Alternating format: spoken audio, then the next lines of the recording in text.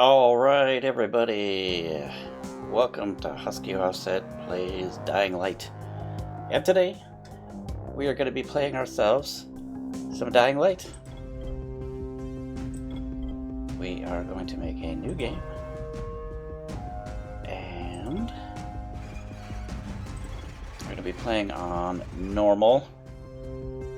Because I'm old and I'm not that good at video games, so I need a little bit of an edge.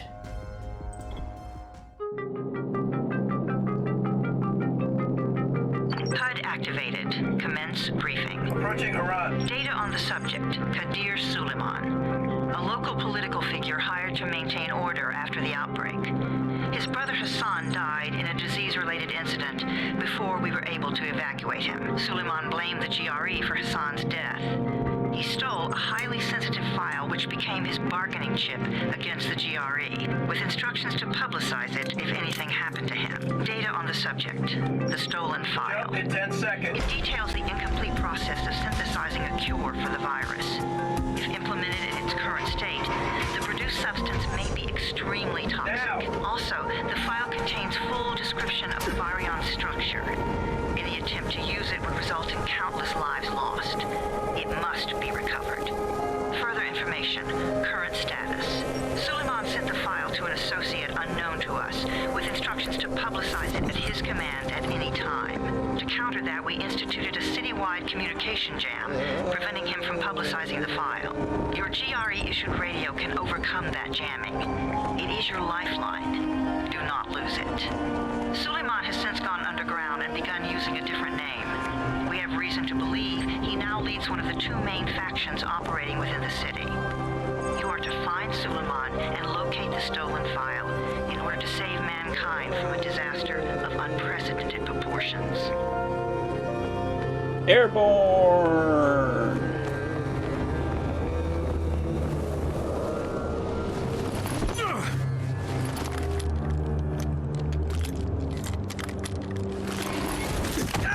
Oh, not the best of landings. Hope I'm better than that. Wasn't a normal drop shoot. Oh, hey, fellas. Then What's take up? him to rides. Back up! All of you! Stop! Loud noises draw them.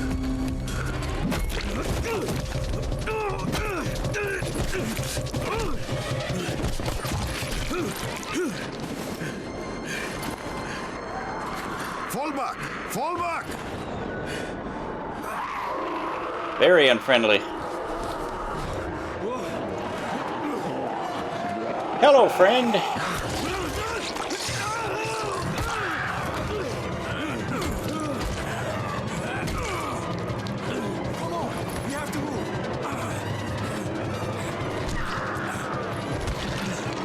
Let's get him off the street.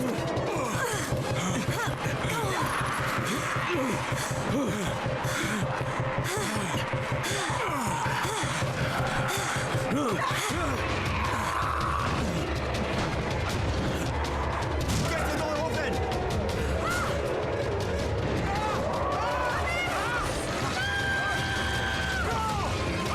Oh, man.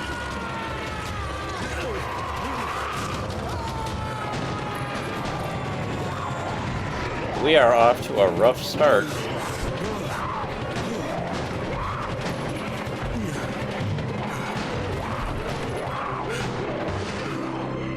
Tower, this is Jade. Get sick bay ready. Got a guy with a bad head wound and a bite on one arm. Oh shit, Amir's hurt. Amir is gone. But I'm bringing in someone who might still survive. One of us? We'll see.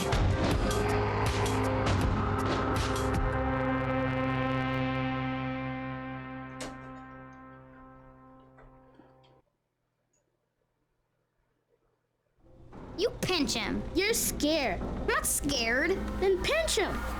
He blinked. What? He blinked again. What if he's a zombie? Zombie! Run!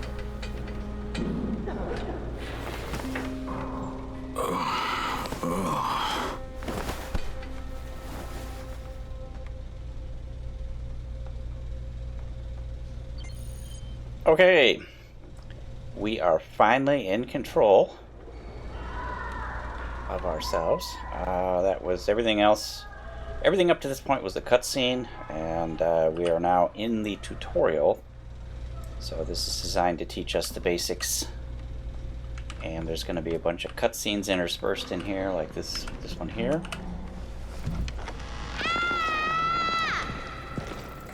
You sleep for 3 days like a dead man, then scare children? Off to a great start, 31. Where am I? In paradise, can't you see? Okay, enough joking around. Head to room 190. The boss will brief you. What do you mean 31? Ask the boss. Alright. Get ourselves to room 190. 31. That's your number. She seems to know something about this 31 business. Excuse me? Your number. You're the 31st infected. I'm the 18th. Everything is counted here. 1 fewer doses of Antizin.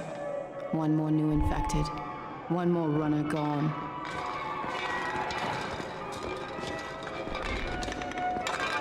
And we got this kid who's amusing himself with this soda can. Alright, let's see what else we got going Infected and on. only 7 runners left. Amir died because of this guy? What? Quiet. Oh, fuck quiet. Now he's gonna get Amir's Antizin. What is this Antizin? What's up, Derek? Hey, where's room 190? Upstairs. And I heard you guys talking about me. I am going to keep my eye on you guys. Especially you, Derek. We're just getting picked up. Presumably 190 is up on the 19th floor. Yeah, here we go. I'm looking for the boss. Is he in there? Oh, you're 31. Go on in. 31, huh? Everybody's big into this numbers business. Who's the boss? Is this the boss? Probably.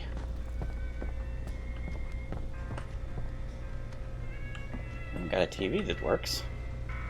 And a bunch of DVDs? Or books? Got a couple of DVDs. This must be the boss.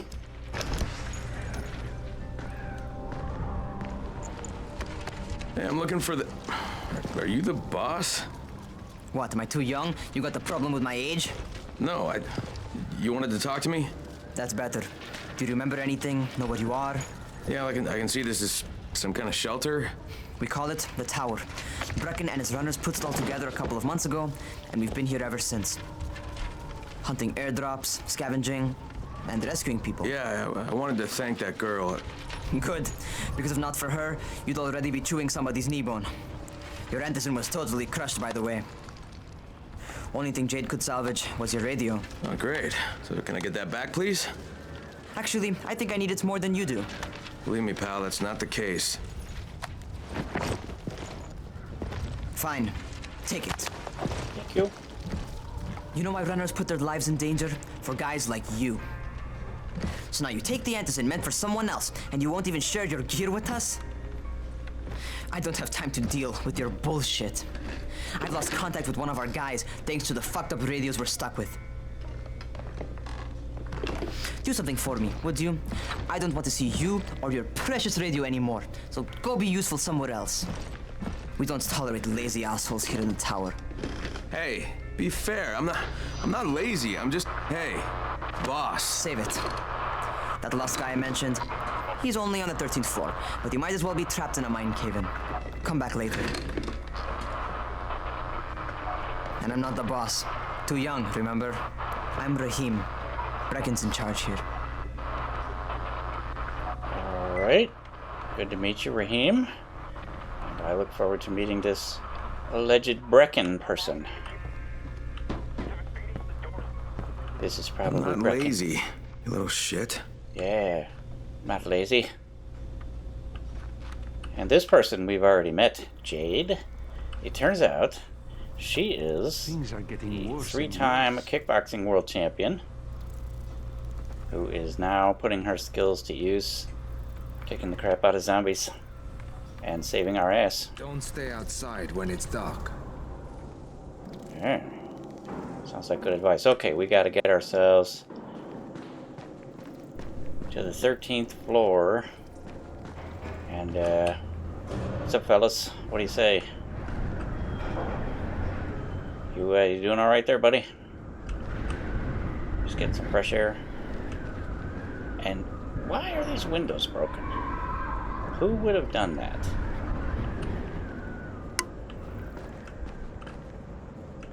Alright, well, let's see. We gotta get down to 13. Where do you think you're going? The 13th floor. I'm getting some stuff for Rahim. 13? Shit. That's gonna be some dirty work. But we all got to pull our weight around here, huh? We do.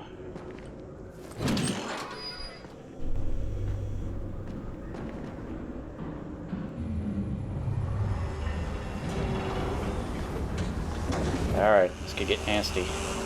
Jesus. How many people died here? Well, there are an awful lot of flies. And blood.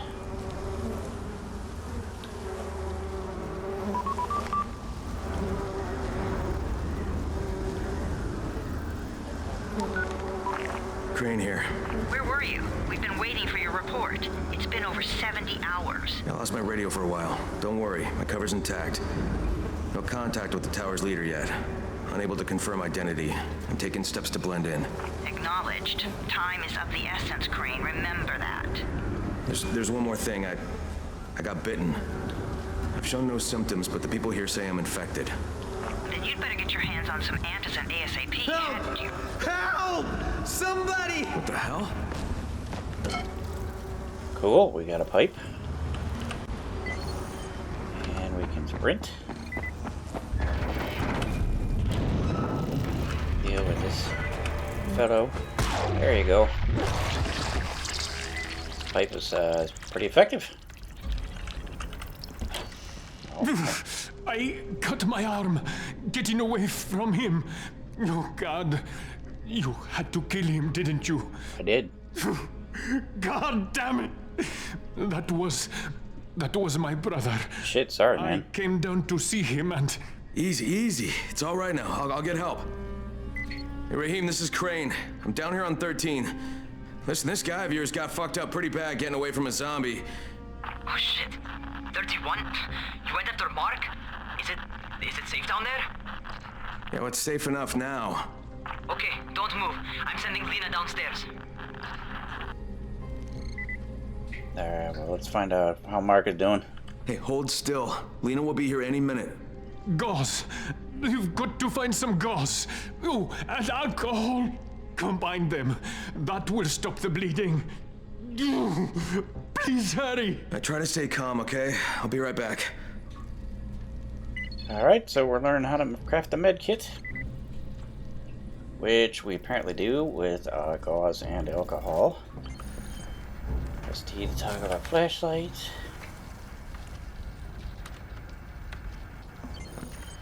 Press Q to use our survivor sense.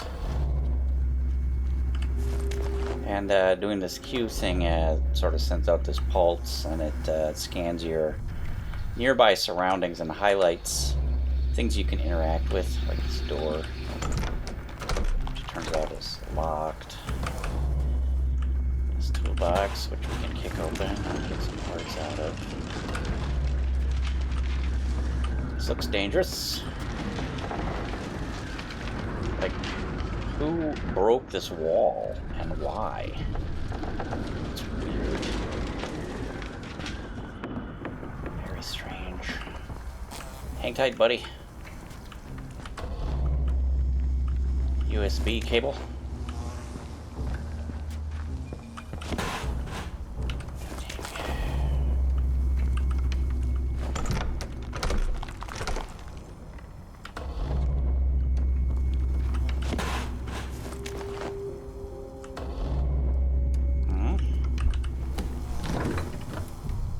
Yep, there is our alcohol.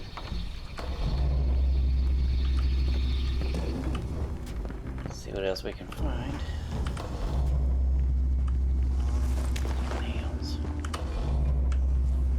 So, Survivor Sense thing doesn't have huge range, but it is pretty handy.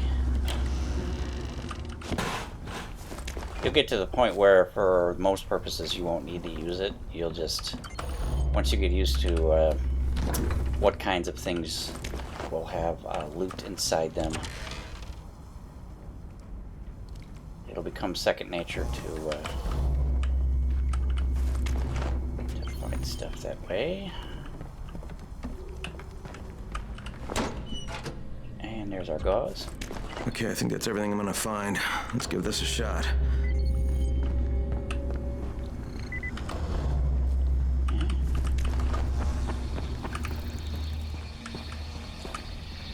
Alright, go into our blueprints and make our medkit. And now we can help this guy. Mark. Ooh, man, that's nasty. Okay, who's hurt? He's bleeding pretty bad. Let me see him. Gauze and alcohol, huh? Pretty primitive, but it'll work. Thanks for the help. I'll take care of him from here. Alright. And we get ourselves well done, 31. Thanks. 250 survivor points. We'll see later that there's 31. Not bad for a new guy. Perhaps I misjudged you. Yeah, I just want to help out and repay you guys for what you did for me. Well, good. Come find me, and we'll talk about how you can do that. a lot of flies around here.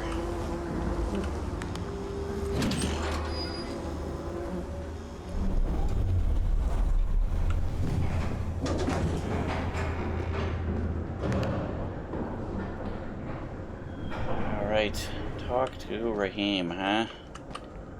That door is still locked. This guy's having a smoke. So is this guy. Everybody smoke around here?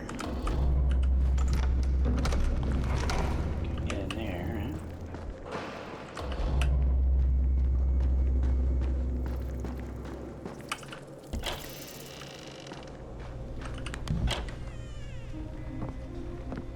huh? All right, taken care of. Piece of cake. What else you got for me? Well, let me think. Rahim, you are just smart enough to be dangerous, you know that? Omar told me about your plans for the nest. Explosive charges? Really? What? Explosives? I never said please. that. You can't tell a convincing lie to save your life. I know what I'm doing. Yeah? You think you can't die? You're not my mom. No, I'm not. Our mom's dead. So you might want to be a little nicer to me since I'm the only family you have left.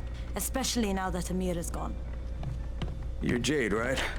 Right. I just wanted to thank you for what you did for me and tell you how sorry I am for your loss. I owe you and Amir my life. Yeah, you do. You want to return the favor?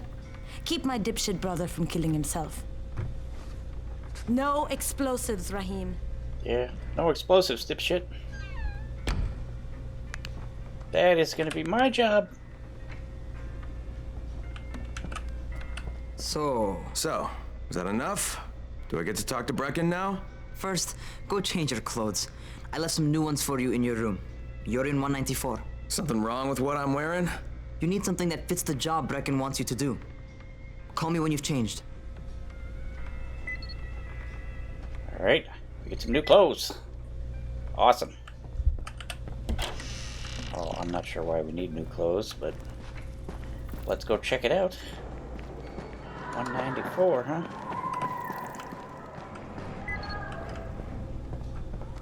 Yeah, here's our room. And this is our stash. Let's look in there. Player stash, you can change clothes. And the stash is essentially infinite storage. You can put an infinite amount of stuff in there. And we'll go ahead and put on these goofball fresh clothes, which will identify us to the zombies as fresh meat. for them to come chew on. Okay, Rahim, I'm ready. Where do I find Brecken? Not so fast, 31. If you're going to earn your keep, we have to find out if you've got the skills. So get your ass up to the gym. It's on the top floor. Just a couple flights up. Alright. Well, I suppose we should go upstairs to this alleged gym. And, How are zombies like computers? What kind of stupid question is this? What's up, guys?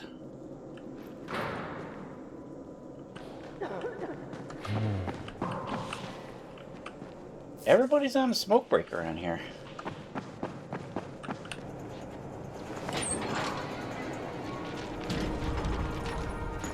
Rahim, I don't see you. Where are you?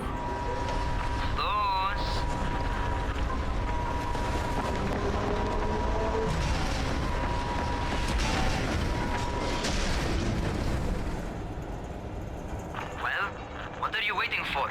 Get over here. I have the sneaking suspicion that he's not actually qualified to operate this crane.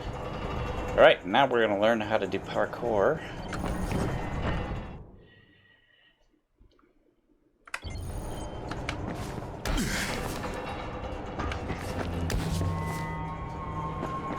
You want to feel right at home. A crane on a crane. Don't give up your day job for the comedy.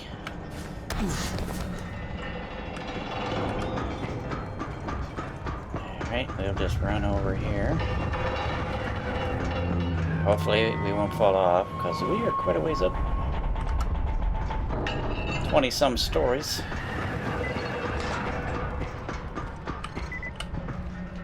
Welcome to our gym. First things first, you've got to learn how to run. What do you mean, learn how to run? Just do what I say, all right? Now, jump down to the very bottom. What are you, nuts? I'd kill myself. Don't be a wimp. Come on, you can't be serious. Watch this.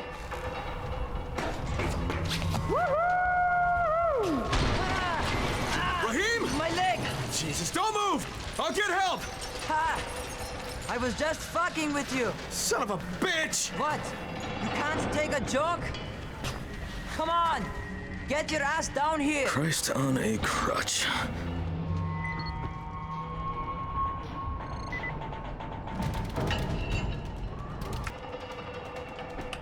Alright, well, here's where we learn that in this game you can fall any height and survive as long as you land on blue garbage bags. Holy shit! Holy shit! It's a rush, isn't it? But don't blow your load just yet. There's more. To survive outside, you got to take advantage of the terrain. Most eaters suck at climbing, so the harder the terrain is, the better for you. I've got some typical situations set up for you. Let's see how you handle them. Alright. We fell quite a ways.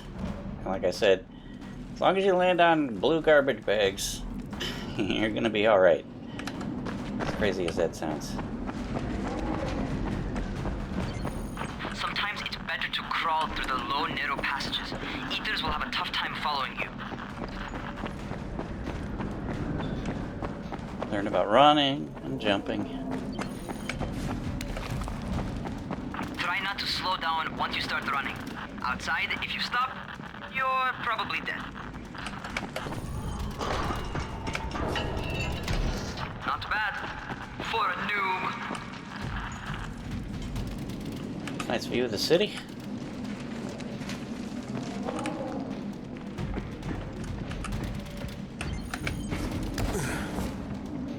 Jump and grab. All right, get up on that scaffold.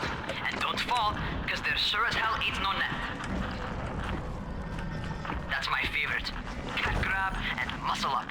You won't survive outside for 10 minutes if you can't do that. Learn that we can go hand over hand, and you can also throw yourself a long distance and catch another beam.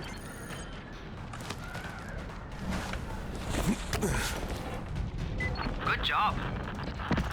Okay, time for the real test. Get back to the crane.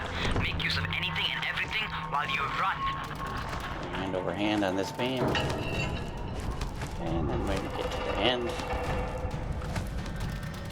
Jump over here.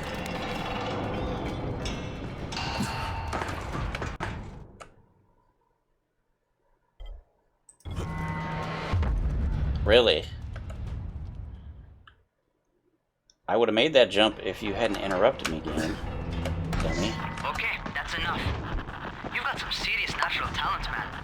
Either that, or you've done this before. You done this before? Hardly. The closest I ever came to this was running track in high school.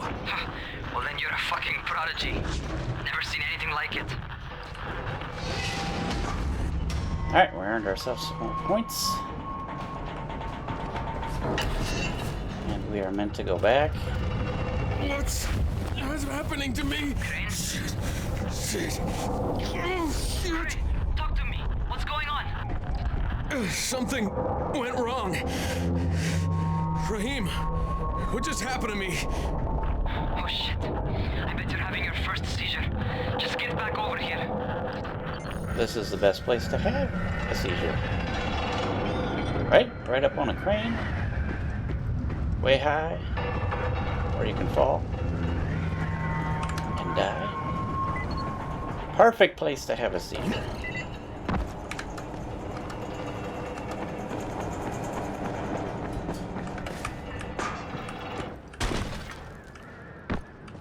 Well, hello. Rahim, what the fuck was that? Does this mean I'm turning? Most likely no. At least not yet. Seizures remind you that you're infected. You better go see Dr. Zere though. He'll check you out, probably give you a shot of Antizin. Before you head out to see Zere, talk to the Quartermaster. He'll gear you up so you can go outside without getting your head bitten off. Well, what are you waiting for? Get a move on. Alright, we are still in the tutorial. So we have to go down to 19 and take the elevator down to the ground floor.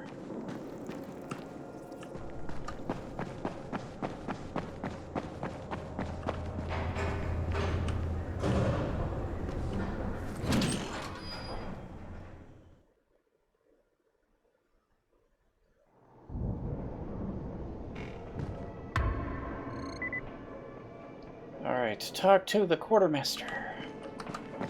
This is Wolverine's dad. You can tell because of the sideburns. And his no-nonsense attitude. And this fellow here is the Quartermaster.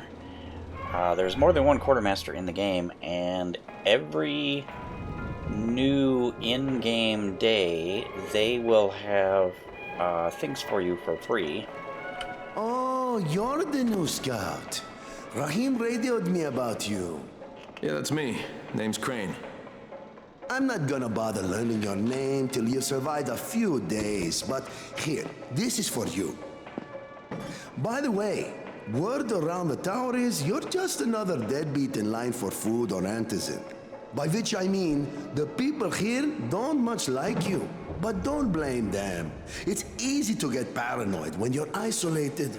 And since somebody's jamming communications to the outside, there's plenty of paranoia to go around. Whole damn city with nobody to call for help but ourselves. You bring me some supplies from the airdrops, though, and you'll see people change their tunes in a hurry. That shit's a game changer. Thanks. I'll bear that in mind. Listen, is there anything else? I'm in a bit of a rush. Also, if you're looking to get more popular, you can try helping folks. Do a few favors, they might like you more. Might even find a woman. Keep you warm at night. All right, buddy. All right, now this is this Xmas Party outfit docket is something I've earned on one of my other characters.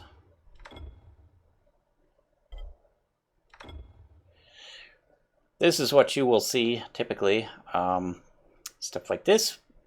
And like I said, they have new stuff for you every new in-game day, and it's stuff for free, so I always take all of this stuff. I'm also going to take this table leg. I have received a new outfit. That's the Christmas party outfit. And if we look at our inventory, we can see that we have a backpack area that only has 4 slots. We have 4 weapon slots and 4 equipment slots. And the pipe that we picked up on the 13th floor is this. And we've hit 1 zombie with it, and so we're down 1 durability point on that. This is the thing we just got from the Quartermaster. This one is a little better. And this table leg is garbage. I am going to dismantle it and get 1 nail out of it. I'm going to continue to use the pipe until it breaks, and then we will switch to that wrench. Alright, well, let's get ourselves outside. Going outside, yeah? Yep. Going outside, brother. Oh. Okay, new guy, be careful out there. We've lost too many already. Alright. Welcome to Haran, everybody. Now. Okay, noob. You've got Dr. Zere set up in a semi-trailer on a fenced-in playing court. When you leave the tower, hang a left and head due south. You can't miss it. It's Crane, kid. All right, Crane. Just keep moving. There's no time to take in the sights. And try not to make too much noise. Sound attracts those fuckers. Okay, so we have our mission to go get a shot of Antizin from Dr. Zere. However, contrary to what Rahim just told us, there is infinite amount of time to take in the sights, because right now in the tutorial part of the game, time is not advancing as it normally would. We are looking north right now, so this is west, so you can tell that this is sometime in the afternoon, which means there isn't a ton of daylight left, which is important because in this game, zombies are stronger at night, and in fact there is a couple of kinds of zombies that only come out at night, and they're really nasty. So I generally avoid running around at night, even though you get double the points for everything you do at night. I find that running around at night I usually end up getting killed. So since I'm not very good at the game, I avoid the night. I like to play smarter and not harder. So like I was saying, time is not advancing right now. It will normally proceed at a certain rate, which is much faster in-game than it is in the real world, which is typical of these games. But right now, time only advances when you complete these quests. Like if we go to Dr. Zere, that will advance time slightly, and then they'll have us do something else, and that completing that will advance time slightly, and eventually we'll get all the way through this tutorial, this beginning part, and then time will just flow just like it normally will for the rest of the game. But right now it's not moving, which means we can go anywhere all over the map, and we will always be operating in daylight. And there's no rush to get to Dr. Zere to get that shot. So I'm actually going to take advantage of that fact, and I'm going to gather a whole bunch of stuff. One thing I want to gather is some of each of these toxic lichen, herbs, and fluorescent mushrooms, because we use those to make booster drinks, which will increase our speed and stamina and stuff like that, and give us night vision, things like that. So I'm going to run around and gather a bunch of those. Even though we don't have that ability, we don't know how to make them yet. I'm going to take advantage of this time not moving to gather a bunch of those. And while I'm running around doing that, I'm also going to be looting all kinds of stuff from our surroundings, because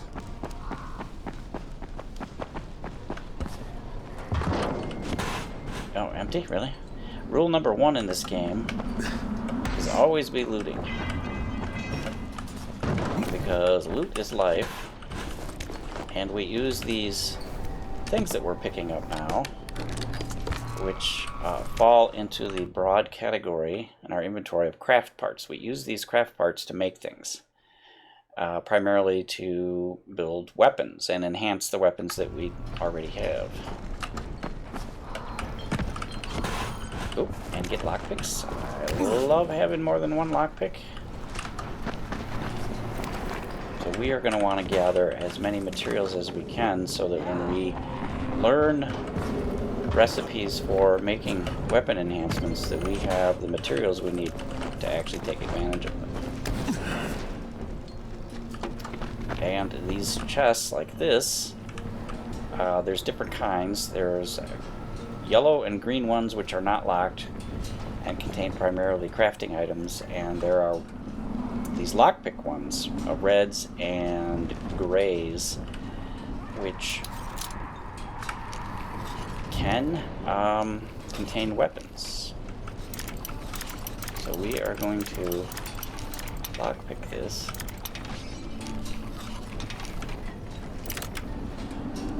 And hopefully we will find a weapon. Yes. Oh, wow. And an upgrade. We've got a weapon upgrade. But the thing I'm most excited about is this water pipe, which you'll notice does a bunch more damage and it has a lot more durability. So we're actually going to switch to that, and I'm going to dismantle both of these things. Because weapons come in different grades. There's gray, green, blue, purple, orange, and gold. And though they do increasing damage as they go up. And they also increase in the number of times you can repair them and the number of upgrades that they will support. So we can repair this. Grays, greens, and blues, I believe you can repair 3 times. Purples 4, orange, and gold 5. So this is going to be a nice little weapon for us for a while.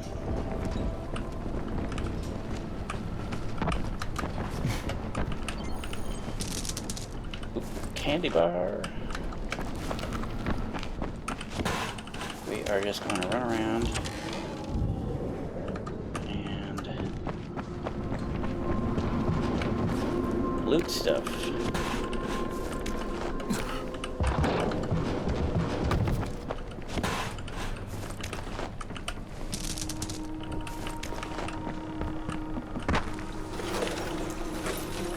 Now, most people would have immediately gone to Dr. Zere and,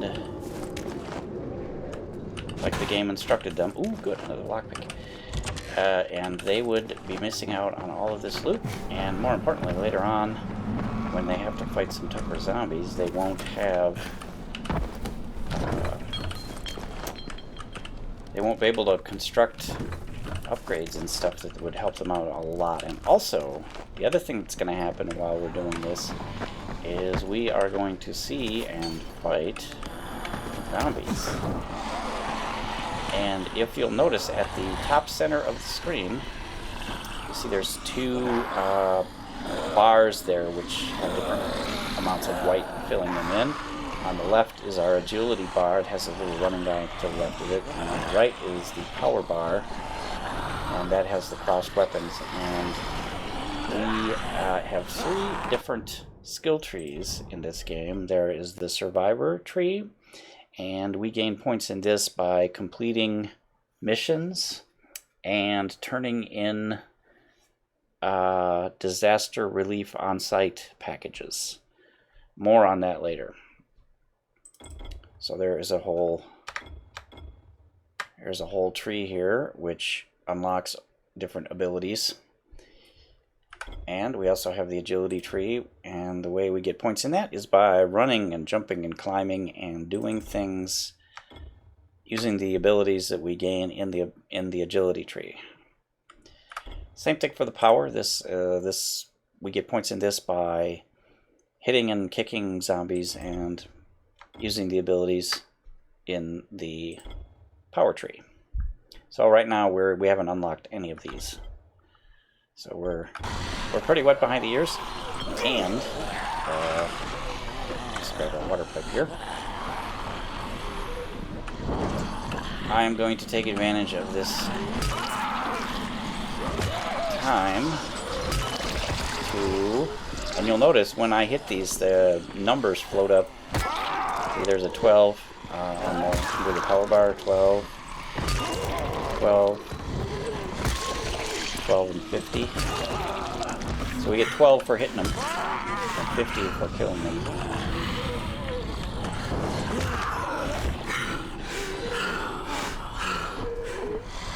Combat strength in my back.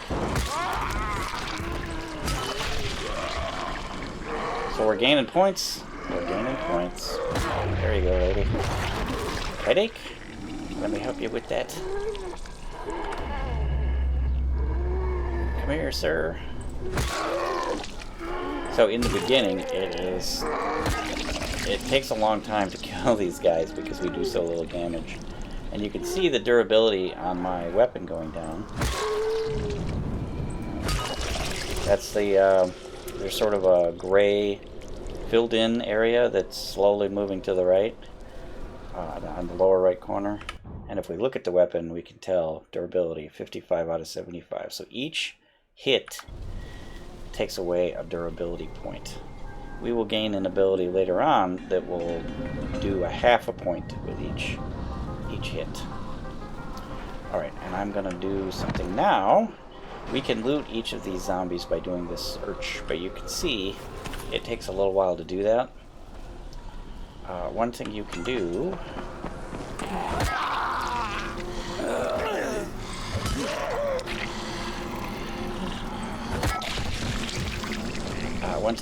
to avoid that is if you move a certain distance away, the corpses will despawn and it will leave the loot behind in these little loot packets that look like bundles of cocaine. That's what they look like to me anyway. Miami Vice keys there. Now the trick is, if you run too far away, the corpse and the loot will despawn and you won't get anything. So you want to run far enough away that they change into the packets which you can pick up quickly, but not far enough away that the loot despawns. Alright, I'm going to mark the toxic lichen because we want to go over there and get that. And we are going to go in here,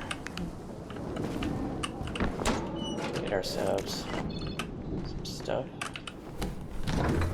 Ooh, alcohol, nice. And the food heals you up. We are at max health already, so we don't have to, we don't get any benefit from that. But if you were not at full health, it would heal you up a little bit. Burgers heal you up the most, I think 15 points. Everything else is like 5 or 10.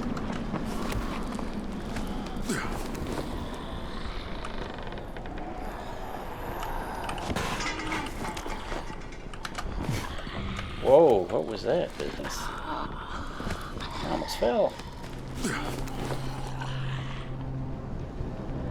Aha! Maybe we'll get another blue weapon.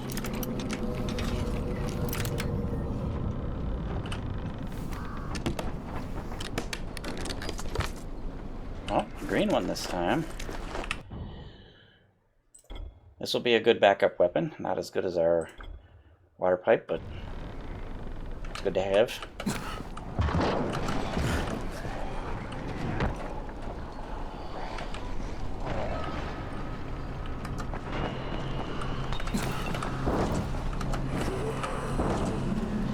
Take advantage of these automobiles.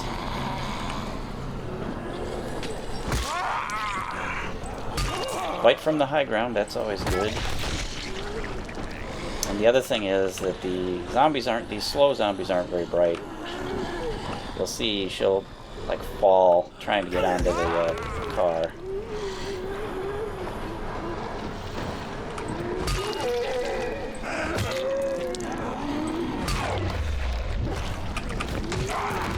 Alright, power level up.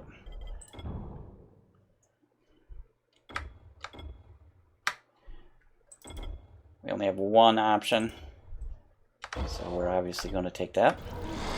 There you go, sir.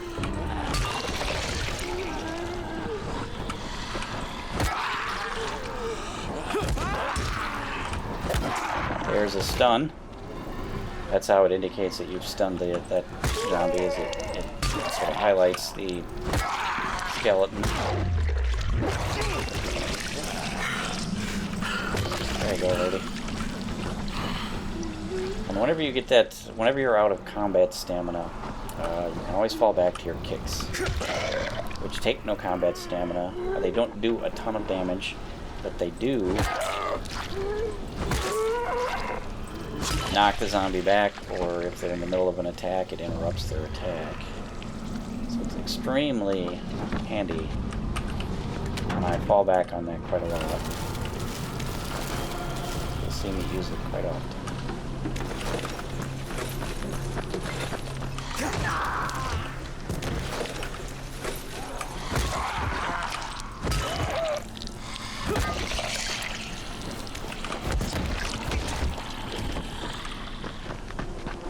Check our loot packets.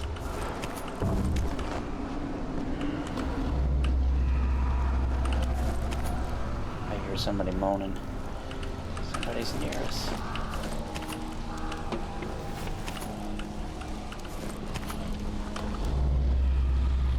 Alright, looks like we've got them all.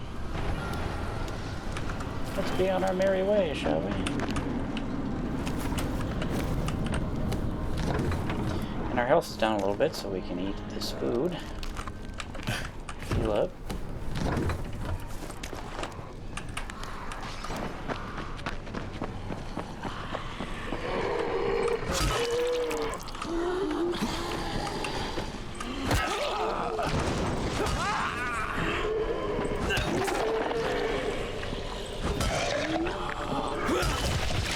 Got both of them with one swing.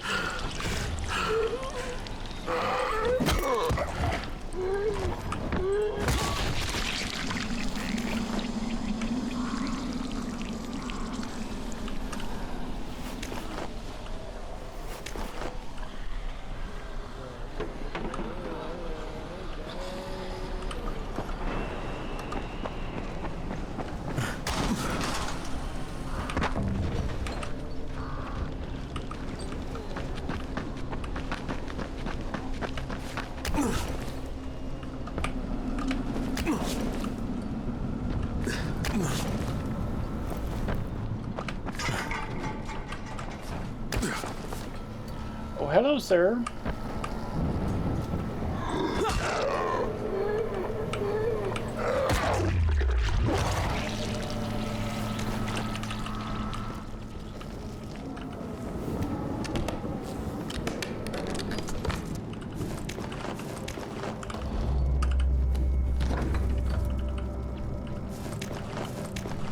Baklava, yummy. Sweet. All right.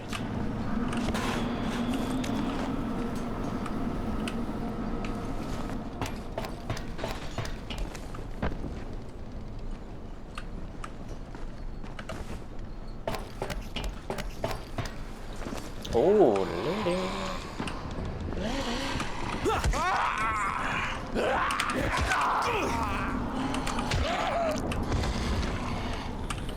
I'm gonna kick her off of this roof. There she goes. And we got points for that. And we saved wear and tear on our weapon.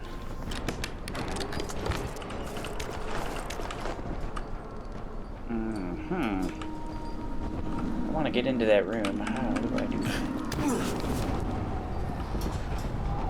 How do you suppose? Oh, I've already been in there.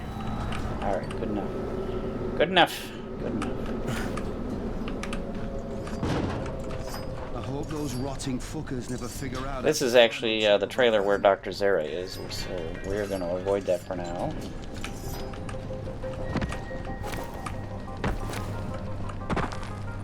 And this is the area that I have marked.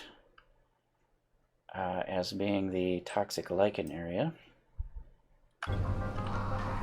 And basically, we are going to run around in a little loop and pick these toxic lichen up until we have a whole bunch. And the cool thing is that when you run around this loop, they regenerate. So this is the east end of the, or no, the west end of the loop. So we run down here, we run across by the wall, down here by this flat rock, and there'll be a couple here, and up to the wall, and then there'll be some more here, and some more down here. And when we see the burning car and the big pipe, we run across again.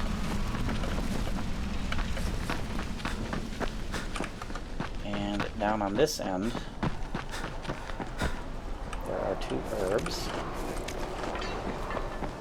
And this is where we started. So we're just basically going to do that loop a bunch of times. And I will edit that out. So I will see you when I am done gathering lichen. And actually, probably what will happen is we're going to level up in agility here before too long. So I'll see you for that.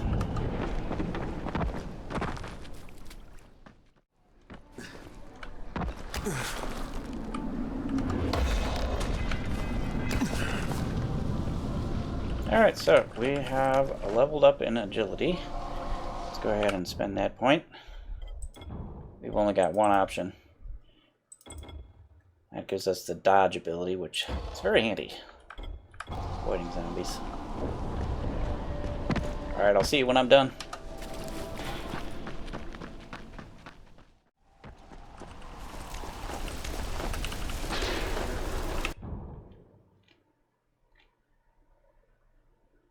Alright, I have a total of 14 herbs and 94 toxic lichen, which is a good start.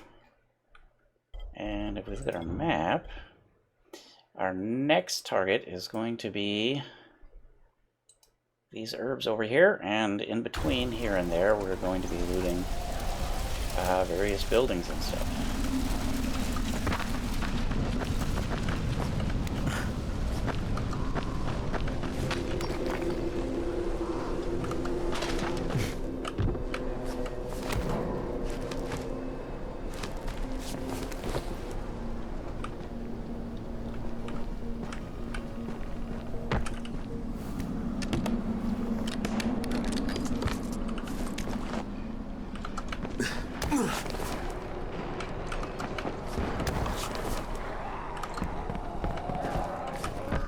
Oh, we've already been here.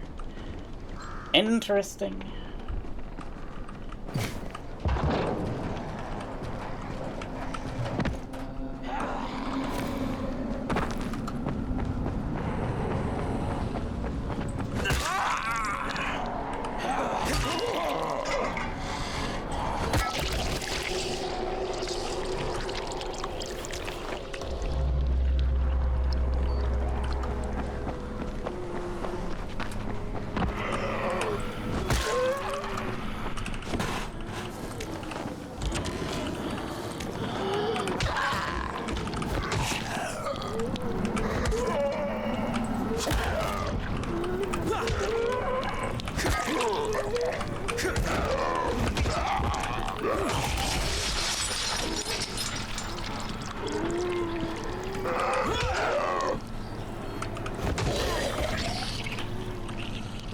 I was going to try to kick that guy into the spikes, but he died.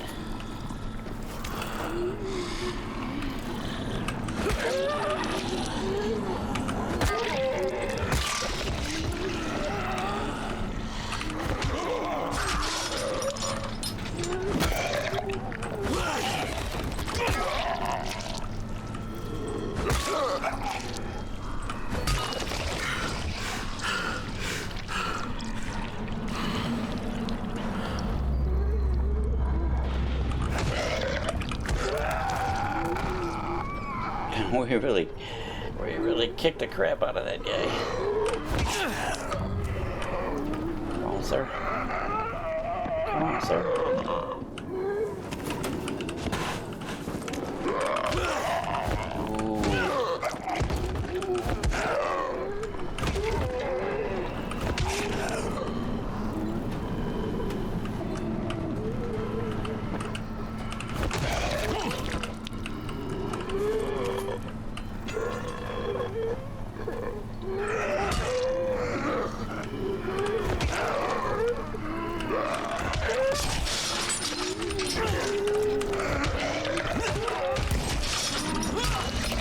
Get for hitting us, sir.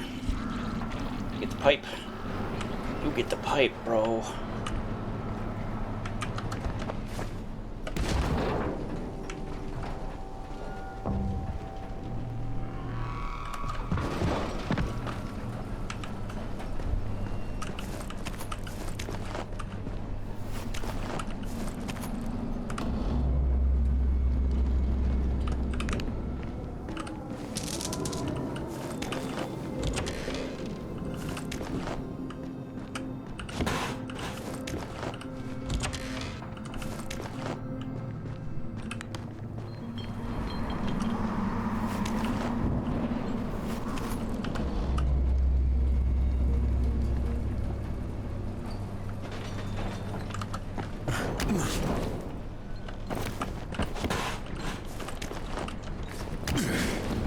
I like that I'm finding all these lockpicks. It's very helpful.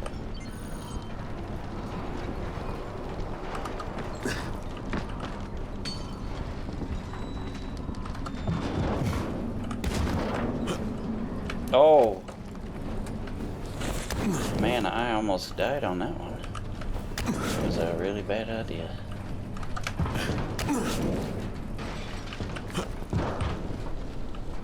It's a nice little area with bench and stuff. And your sweetheart up here and everything. Whoa, whoa, whoa, what was that? What was all that nonsense? That was weird. I didn't do that. What made that happen? Oh!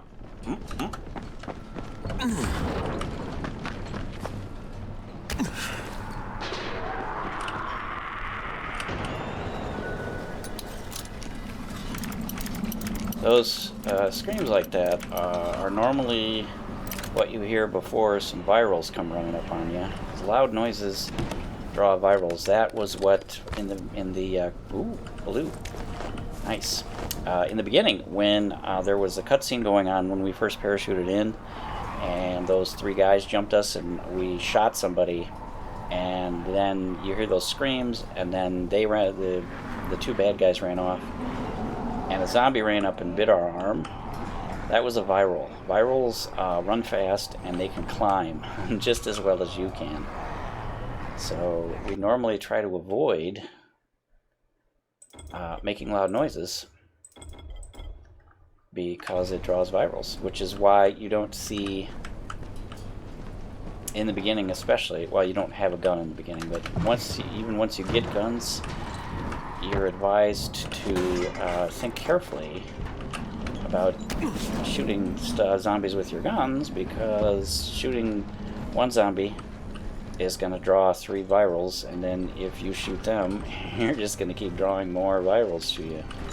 So think about that before you run around making a lot of loud noises, shooting guns and stuff. There is an option. In the not too distant future, we will be able to buy a bow and arrow. And I saw a red chest around here somewhere. Where did I see that? Where did I see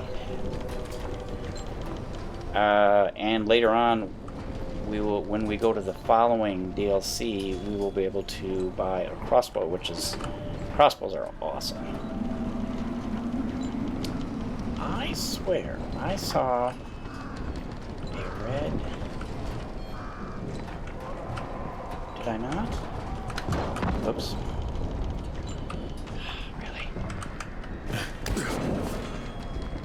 Trying to get a running start. So I can jump across here. I'm up. Where did I see that red? Where did I see that? I know I saw one. Somebody is trying to hide it from me. And I strongly resent that.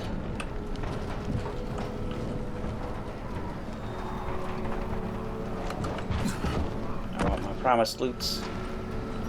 Man.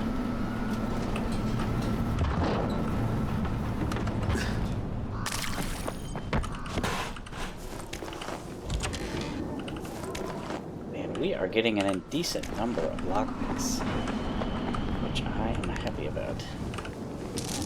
I've done run-throughs where, in the first part, I only had one lockpick, and so I had to be super careful. Once you break it, until you get the ability to craft them, which we won't have for a little while, you're sort of out of luck.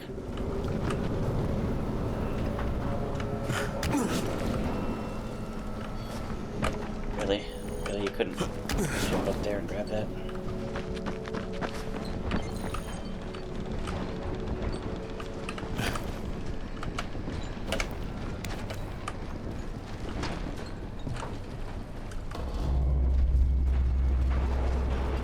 I'm still trying to remember where that red chest was. I swear I saw it. Can't fool me, I saw it.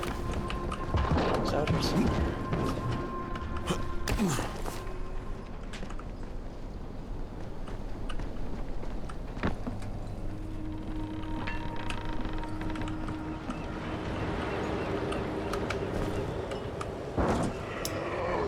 Cars and buses and vans, if you land on the roof, also cushion you from a fall of any height.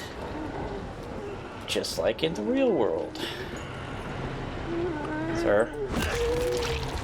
Alright, our weapon is broken. We are going to use one of our 3 repairs. Yeah!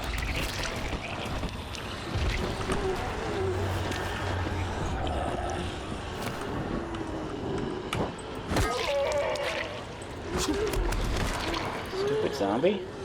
Stand up straight so I can smack you. Yeah, like that. Good example.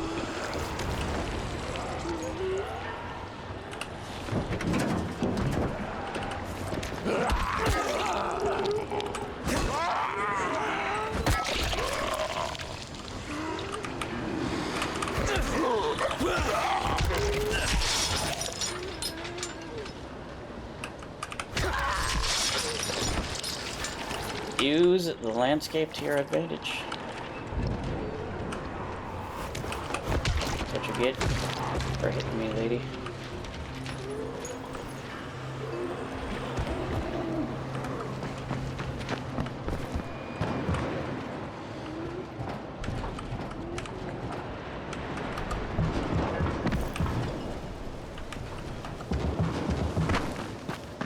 Well, according to my map,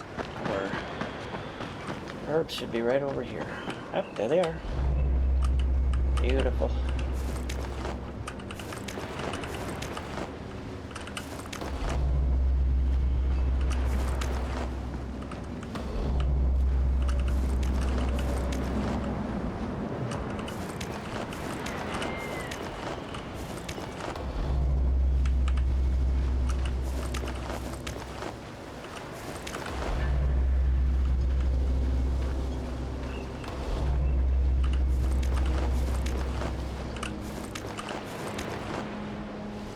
Nice.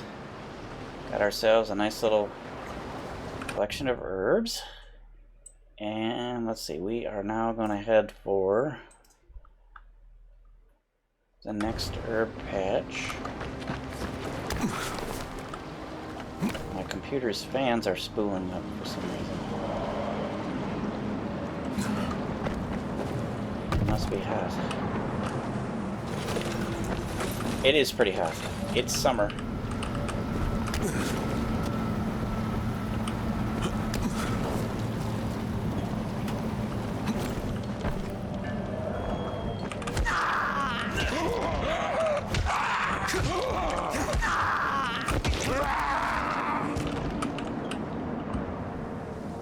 teddy bear.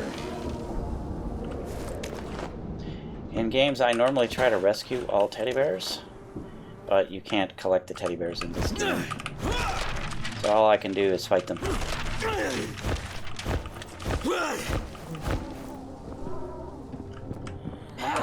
Hey, hey, hey, lady. What the hell are you doing?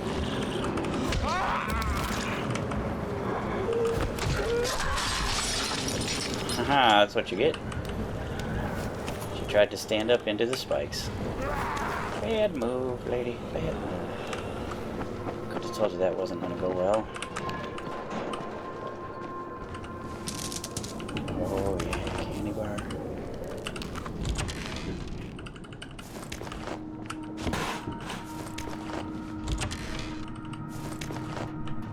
Oh, and we are gathering supplies like a pro out here.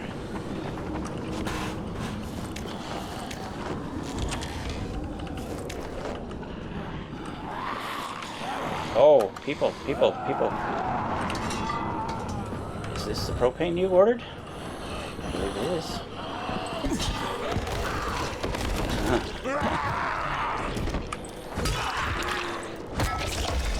Yeah.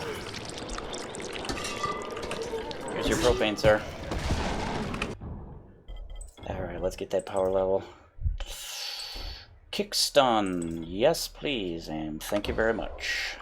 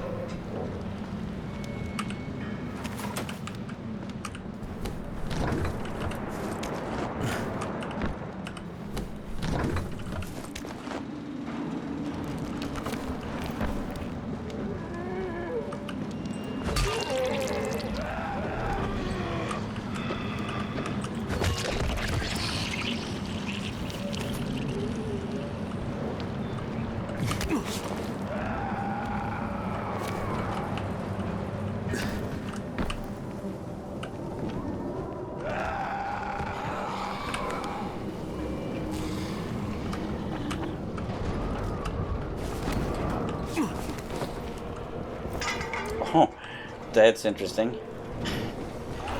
We were sort of trapped under that little roof. I don't think I've ever seen that before.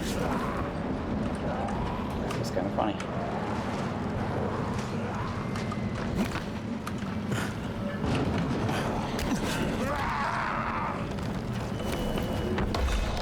Oh, and an agility level up. Oh, Grapple. Grapple is about my most favorite thing, except for Brutal Grapple, which I can't wait to get. But Grapple itself is pretty good. I rather enjoy it. And it will let us basically wrestle zombies into spikes.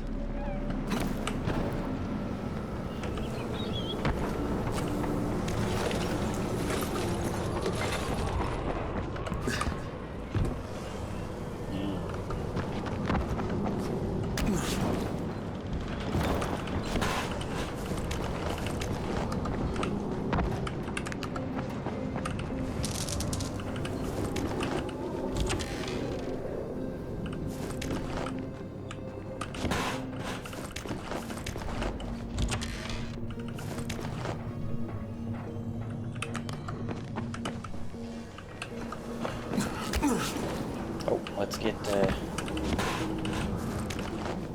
shot before we...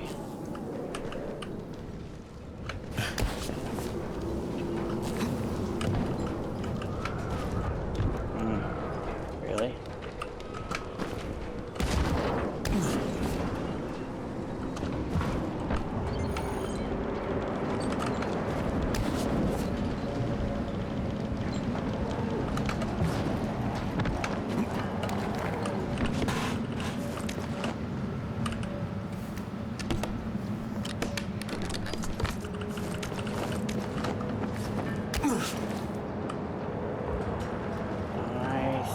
there is a red chest around here. Aha!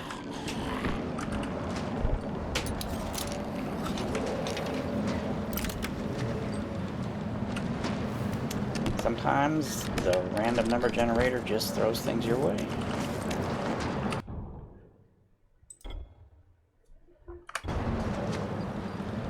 And you gotta love it when that happens.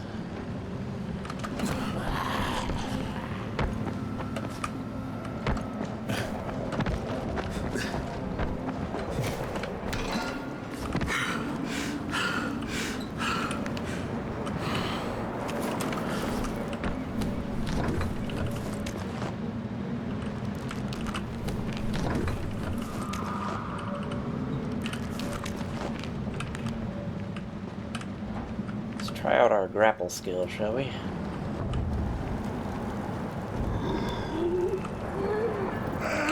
Jiu-jitsu!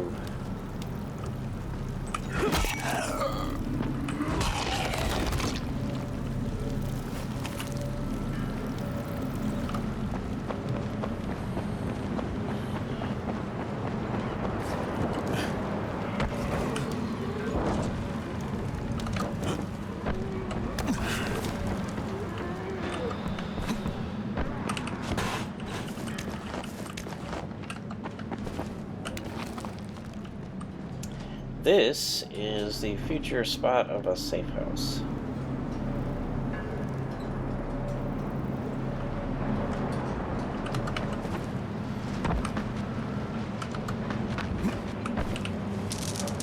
Oh, cookies. I gotta eat the cookies. Whenever I find a Naga, I must eat the cookies. Always eat the cookies.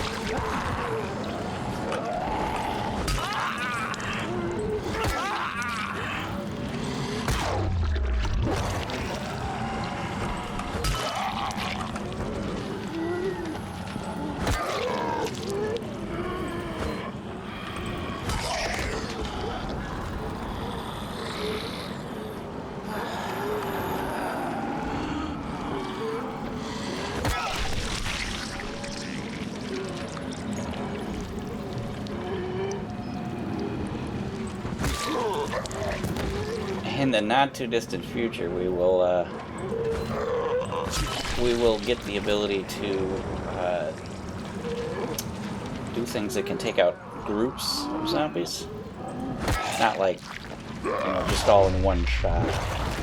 It'll take a little while, but Molotovs is what I'm thinking of. You can, once we get the ability to make firecrackers and Molotovs, we can throw a firecracker down, and that will attract a bunch of zombies, and they'll stand around it, and then you throw a Molotov in there, and that burns the whole group.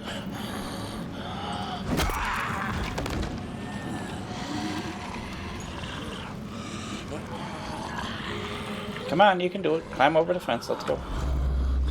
While you work on that, I'm gonna loot this. Alright, how you doing, lady? Working on it? How's it going?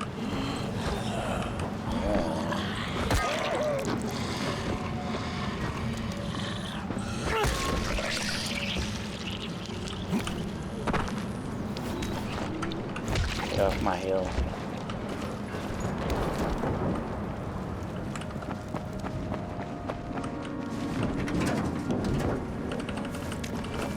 Any car trunk that looks like it's closed is possibly a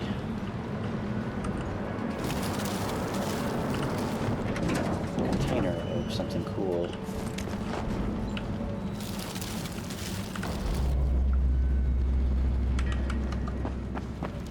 loots.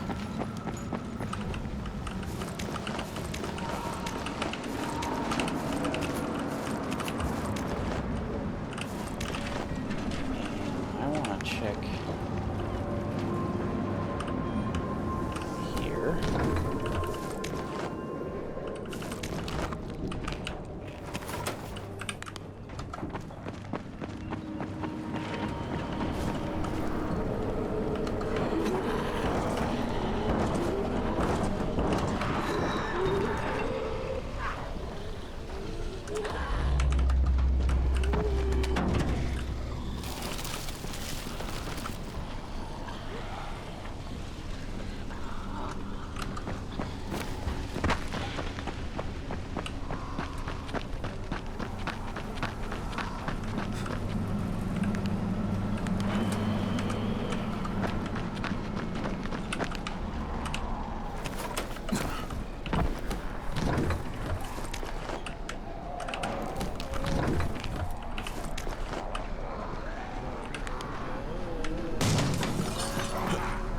Oh, we're back at the towers. How about that?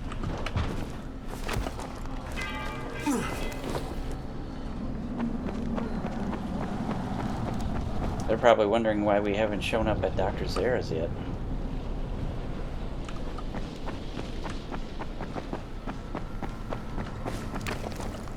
It's because I'm disobedient, that's why.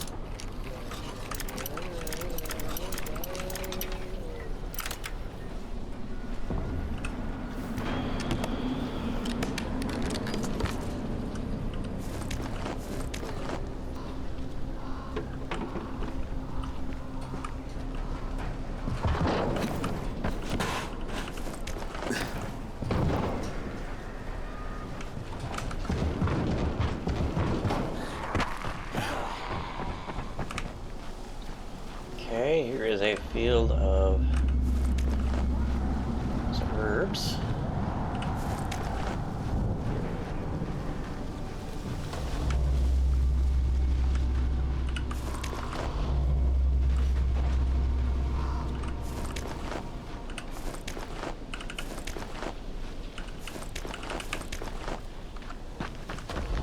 Okay, there should be some more over here.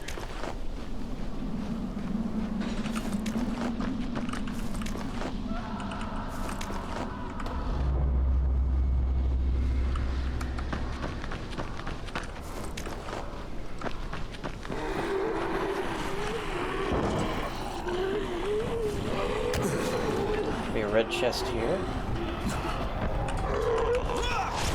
Jujitsu. Haha.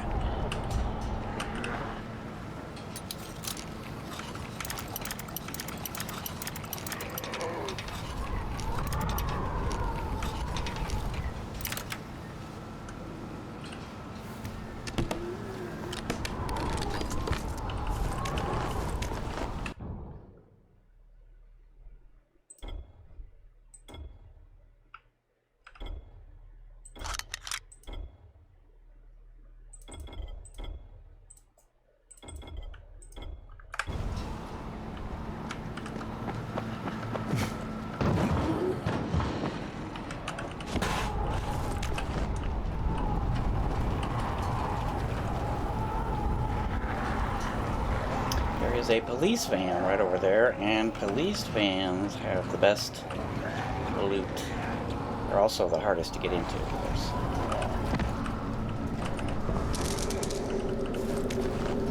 And if you are playing the game for the first time,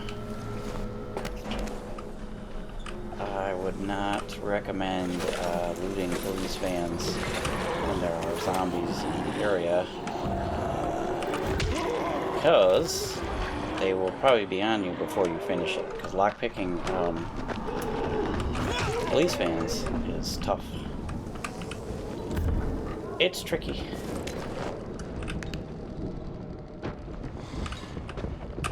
Hello, lady.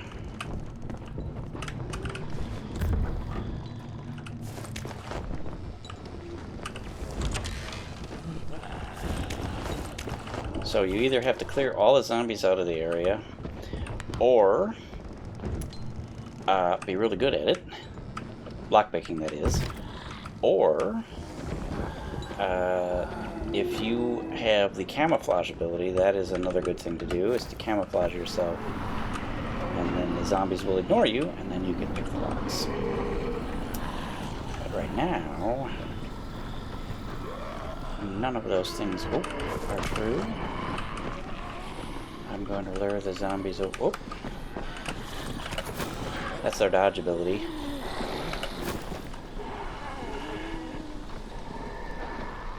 You can dodge any direction. Not forward, though. So I take that back. You can't dodge any direction.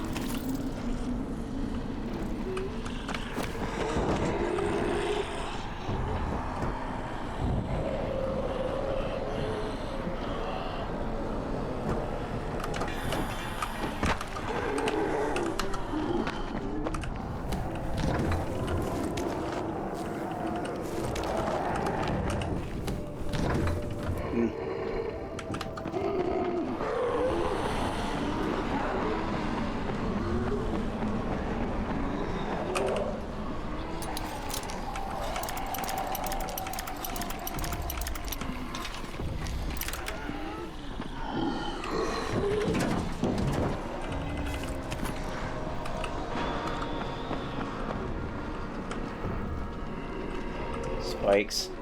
I got spikes for days over here, people. And I got the grapple to go along with it.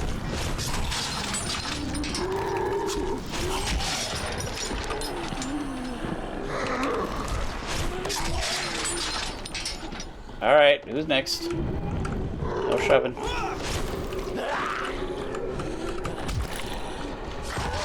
That was weird.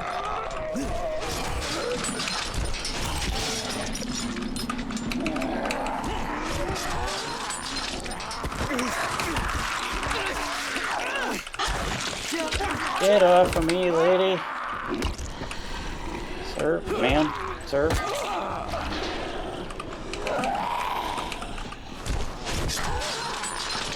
You have to be careful about grappling in large groups like this, because you can get overwhelmed. And I can push in the wrong direction, which I have done there. Alright. I need to heal up. I was getting a little low on health there,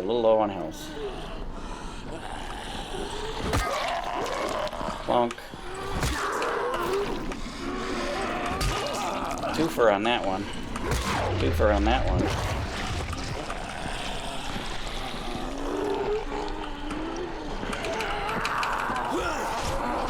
Jiu-jitsu.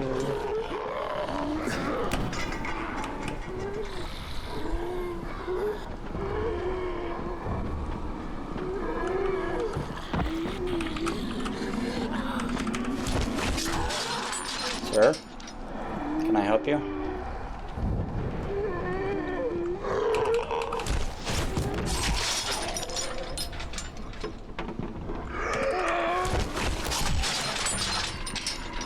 Alright, we got plenty of room on the rack, sir. Haha. Grappling. Very important skill, grappling. Ask Joe Rogan, he'll tell you the same thing.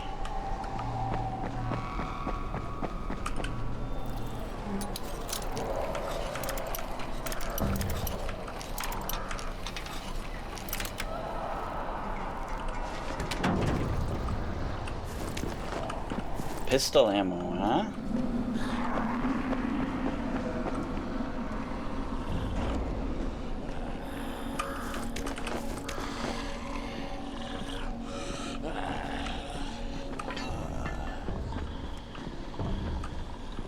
Come on, lady.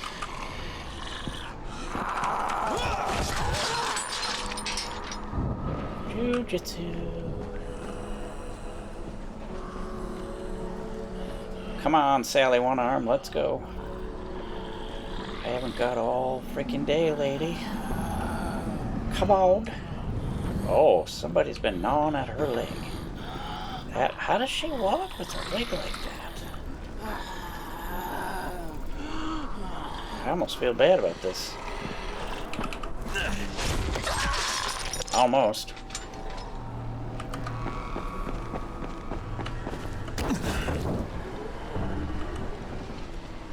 A little further, maybe.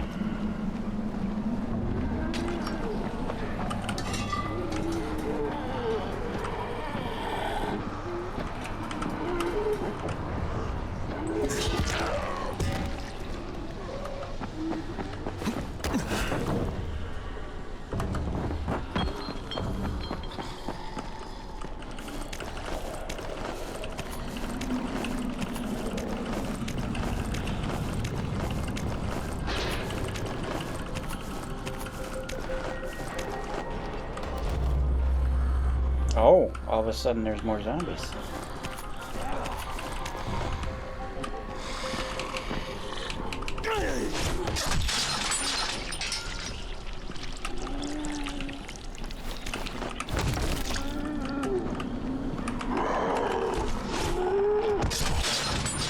What'd you get, sir? Get yourself impaled. Feel good yourself.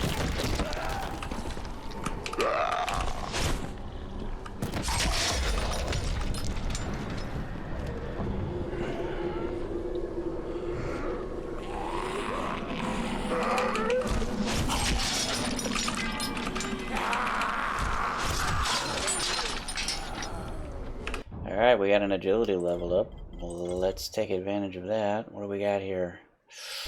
Dropkick. Oh, yes, sir. Dropkick.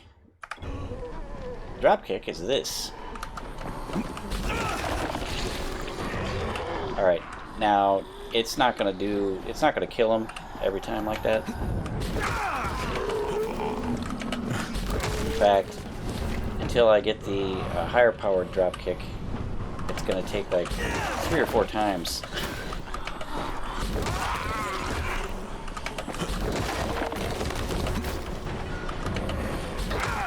But it sure is satisfying.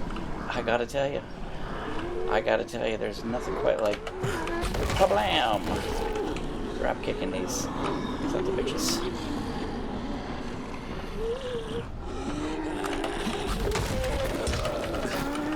Sir.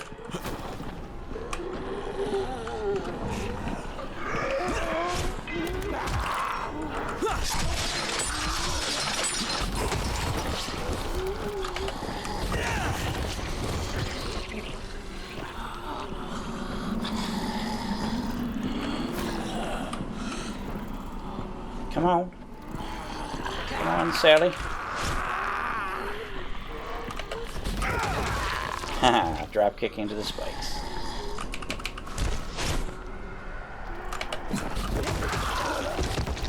Drop kick into the spikes. Life is good. Life is good. Life is fine. When you have drop kick. That is my drop kick song.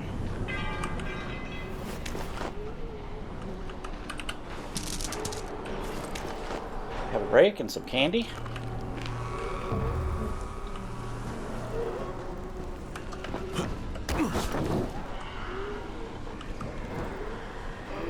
Oh, look who's crawling up here to have fun time with us. Jimmy Joe and his pals.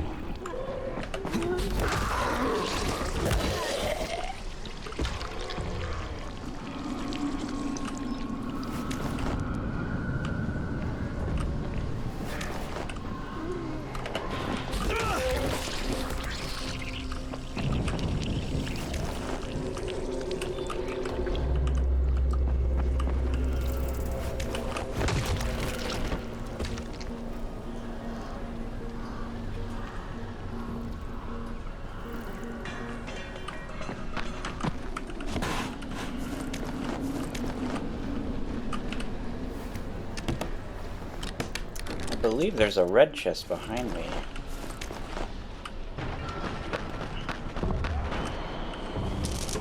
Oh, I hear somebody breathing. Oh, lady. I ain't got time for your bullshit.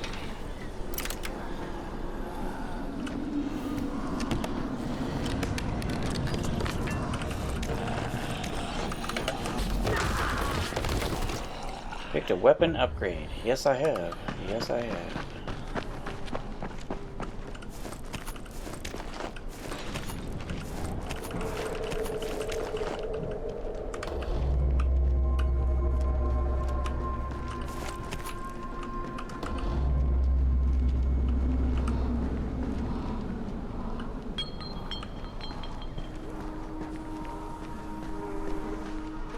Alright, it's time to make some propane deliveries.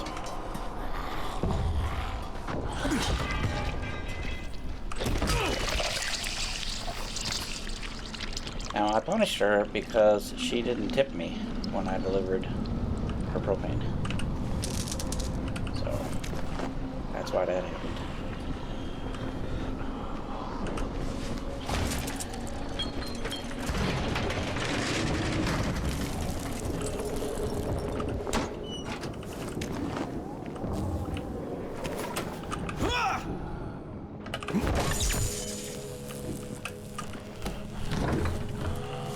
Oh, I hear you over there, lady. I hear you. There you go. I wanted you to look at the wall real careful. Oh man, where are all these zombies coming from? Really? Alright, well, we're done. I'm having entirely too much fun drop-kicking and grappling my way through the world here. We are gonna, our next target is up here. It is a place called the Stuffed Turtle. It is a supermarket. And it is what is known as a quarantine zone. We will learn about when we get up there. Ooh.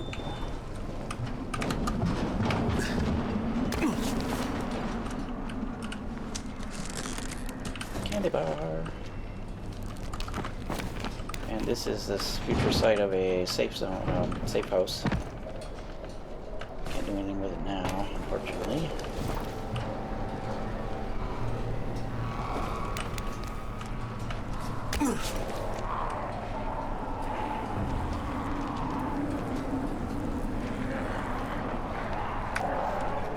All right, let's make our way over there.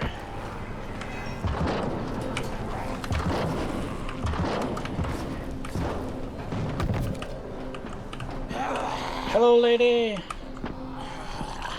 Jujitsu. There you go.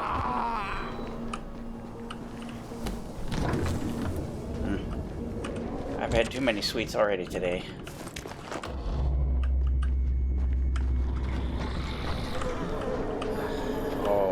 Everybody's growling at me.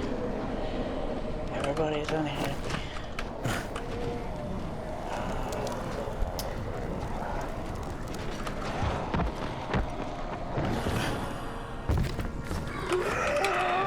Come on, sir. Turn. There you go, sir. There you go.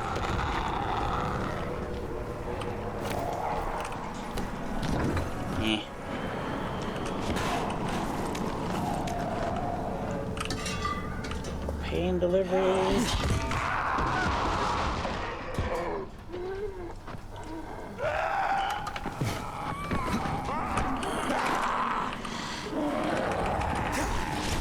you go. Haha, wrestle with her. And here, please accept this propane.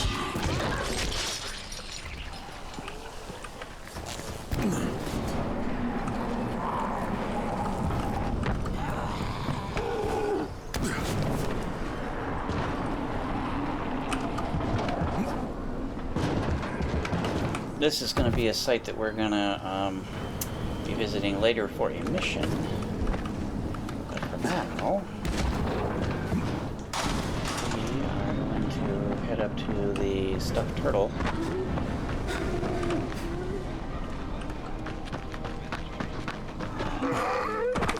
Whoop.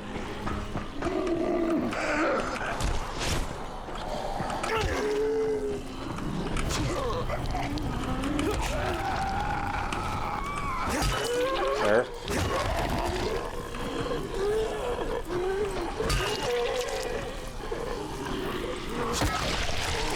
Oh. People, I am busy and don't have time for all of your bullshit.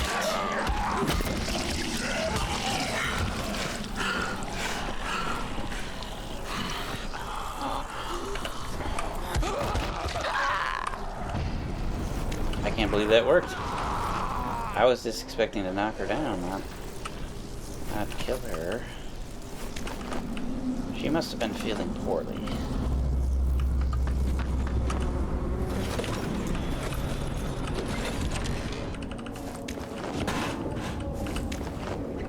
Oh, there might be some good lockpick stuff over here. Yes, haha, there is a hard. Which means there might be something good in here.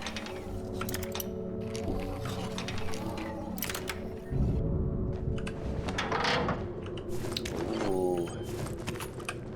Berserker. And a big old fat wallet. Alright, let's get our gauze and get out of here. Get ourselves up to the stuffed turtle and shop for some groceries.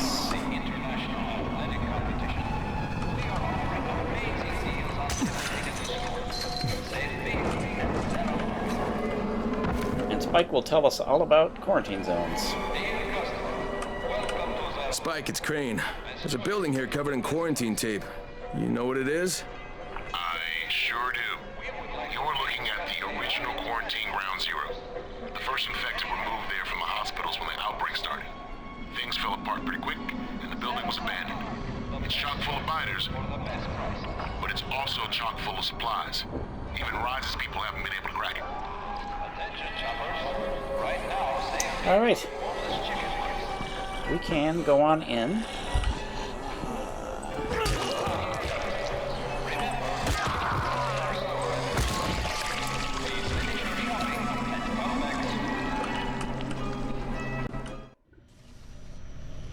And here it tells us the objective and the reward. So if you pick up all 5 of the disaster relief on-site packages, you receive 2,500 survivor points.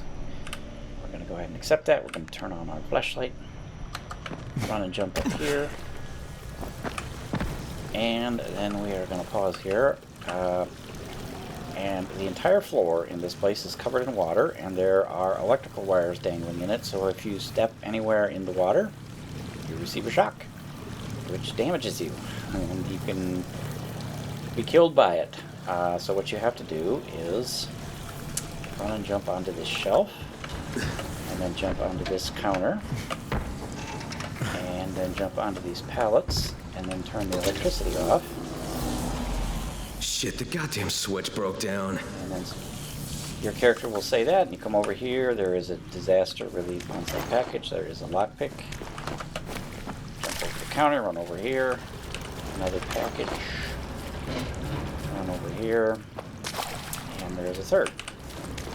Now, you can, once you get out of that crate, apparently, you can come over here, you can lockpick this door and open it, fight all these zombies in here, and crawl around in offices and fight even more zombies, and get the last two packages.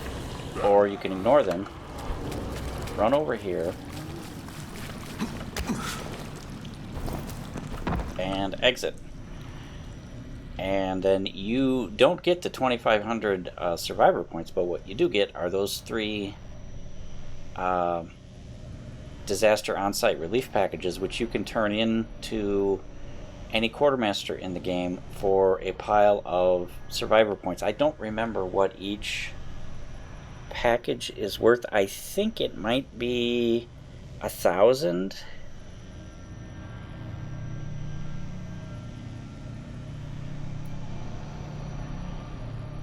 But the cool thing is that once you're done, once you exit, you can turn right back around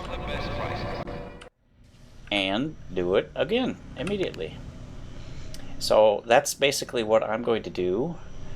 I'm just going to do that a whole bunch of times, and I will see you on the other side of that.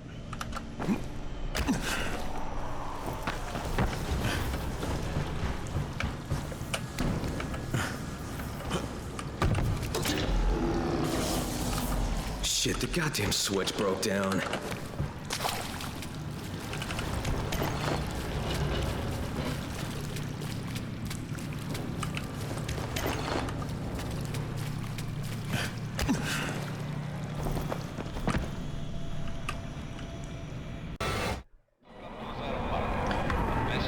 Okay, so I have done 25 iterations through there.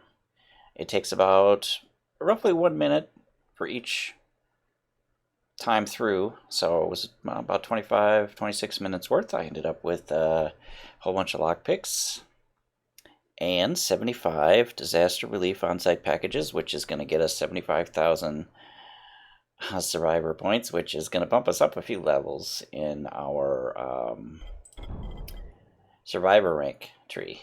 It's going to be quite awesome. Okay, so having done all that, we are now ready to move on to our next target, which is this building up here, and there is, on the roof up here, there is a special Easter egg weapon we can get, and we are, in fact, going to get it. Pardon me. Pardon me. Coming through. There's our building over there that we're headed for. Pardon me, pardon me.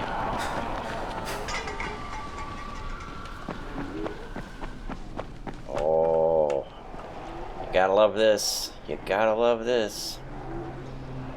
That is just begging for some grappling throws.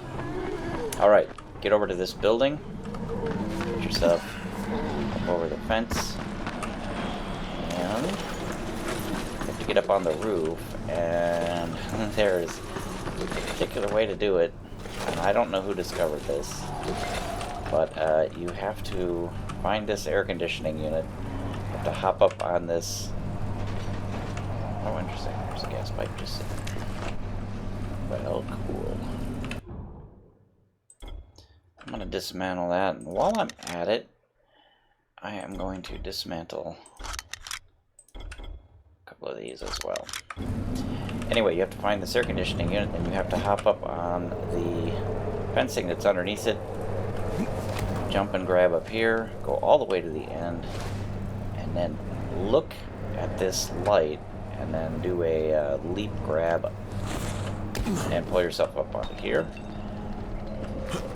Pull yourself up onto here. Here. And then here. And then hop up on here. And finally up onto the roof.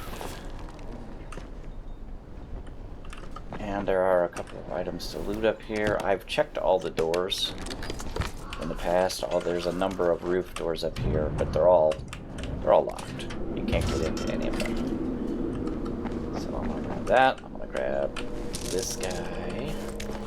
And what we're looking for is this pile of boxes with the pink bunny on it.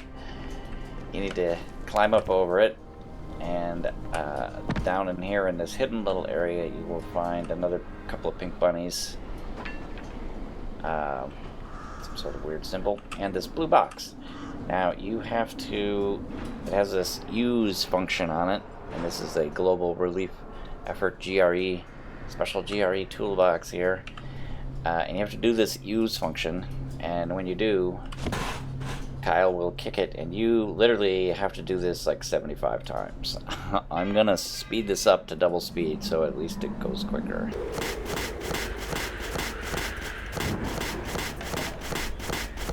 Ah, shit.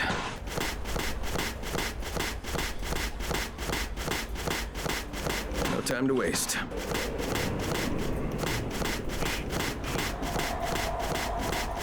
What the fuck was that?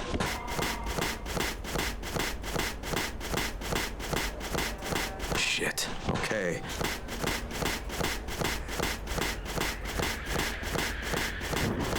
Okay, it's done.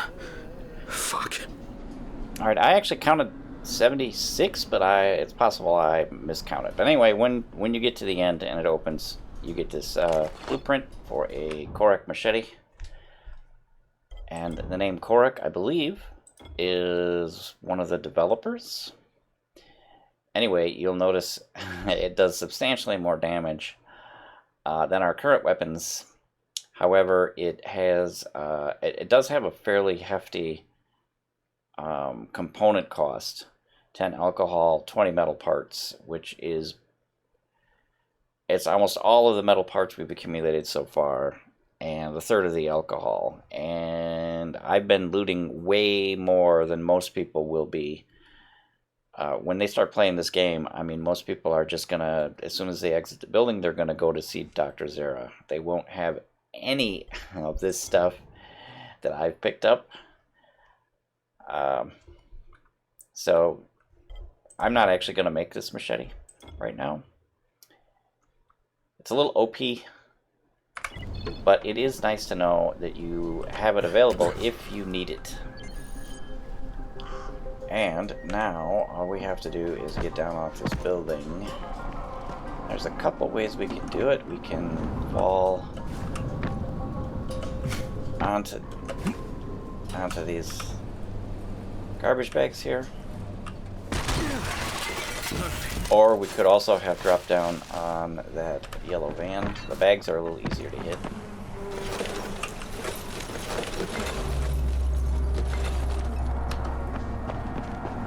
We're not going to forget about that van. That's got medkits in it. Oh, lady. Lady, what's up?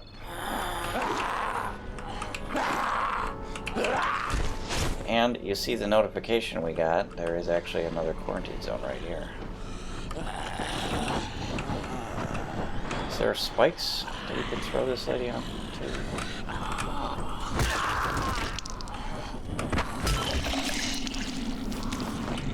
I don't see any, but let's go ahead and get our medkits. Hopefully we'll get two.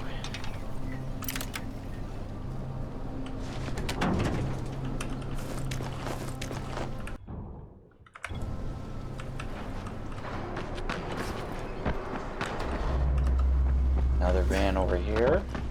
There's also a police van, which is awesome.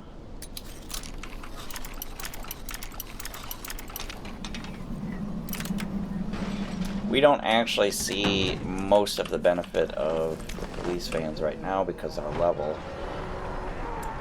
The level of weapons you pick up is based on your survivor rank, and right now we're we're as low as we can go.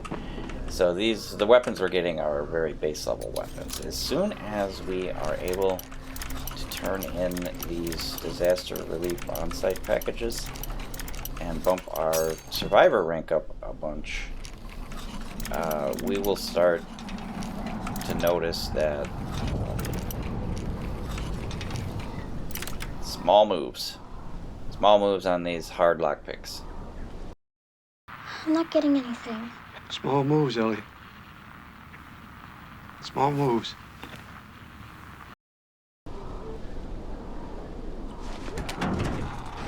We will start to notice that we get some much nicer weapons.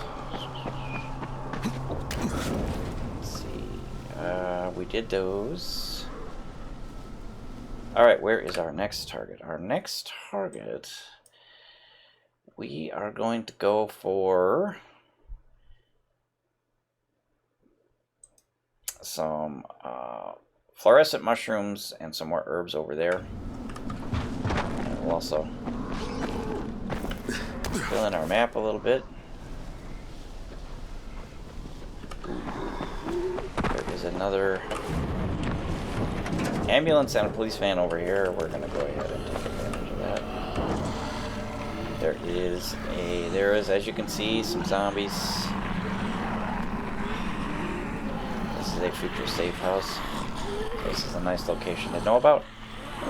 And there is a spike rack right over here, which we are going to take advantage of. Get rid of these. Nice. Alright, let's go, everybody. Hello, sir. First customer. Gonna have to aim that a little better. Let's go. Step up. I haven't got all day.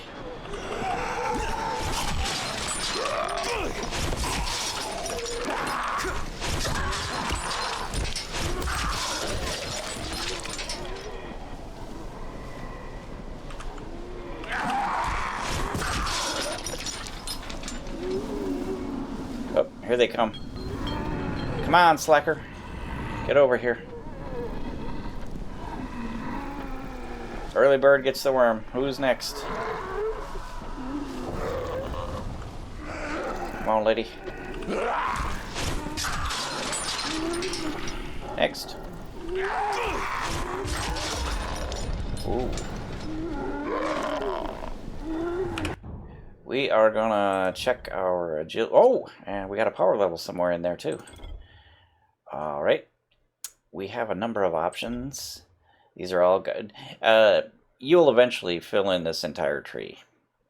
This isn't one of those games where they make you pick and choose your abilities wisely. You will get enough points to fill in the entire tree. So, and all of these are good. Slide is nice. Vaulting is awesome. Having more faster health regen is good. But this, especially because of this part here, gain agility faster. So I want to gain agility as fast as possible to level up quicker. So we're going to do that. And in power, what are we going to do here? Oh, again, you'll fill in this whole tree, but I like this option here. Being able to throw our melee weapons is great because shortly we're going to acquire some really awful, horrible, slow, giant two-handed weapons, but they work great for throwing because they do a ton of damage in a single throw. So let's do that. And let's continue to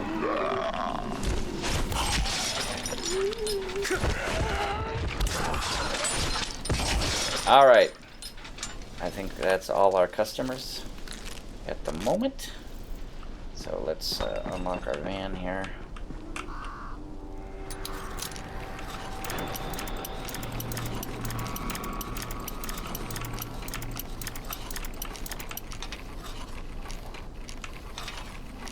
Whoop.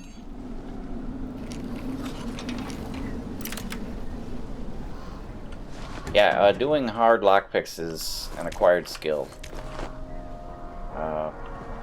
I've been doing this for a while, so... Not that I'm like the master of lockpicking or anything. Did I not open this fan? I guess I did. As I was saying, not that I'm the master of lockpicking or anything, but I have been doing it long enough that I can generally get through the locks pretty easily. And be aware that in the beginning it's going to be frustrating for you, especially if you don't have a lot of lockpicks, because, especially with these hard locks, you will be breaking lockpicks left and right. So you may run out. And until you hit Survivor Rank 2 and grab this first skill here, which lets you craft lockpicks from metal scrap, your supply of lockpicks might be constrained. So it's frustrating, but don't worry about it too much because, like I said, literally the weapons that you're getting from the hard lockpick places, vans and lockers and stuff, are going to be the lowest they could possibly be at that point. So don't sweat it too much.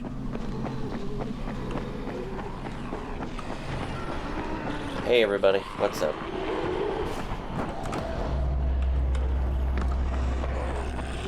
Okay, we're gonna come over here and we are going to, if I remember right, yeah, here we go. Toxic lichen are just sitting out on these rocks. Just be careful not to fall and break your head. It's not a ton of them, but it's worth it.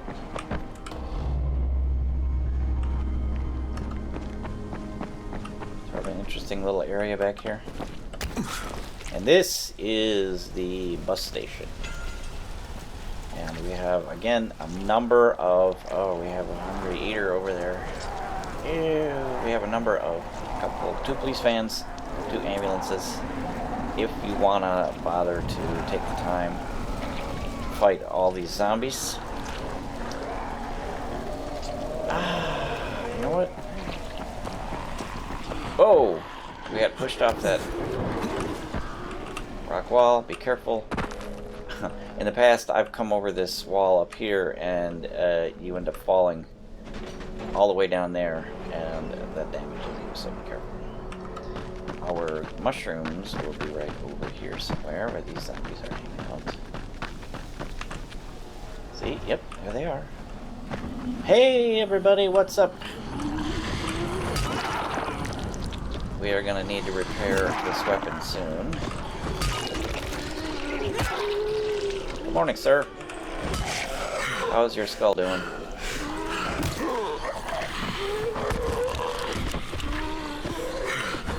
There we go. We got another one trying to hit us from behind that rock over there. He is not having much luck. I wonder why.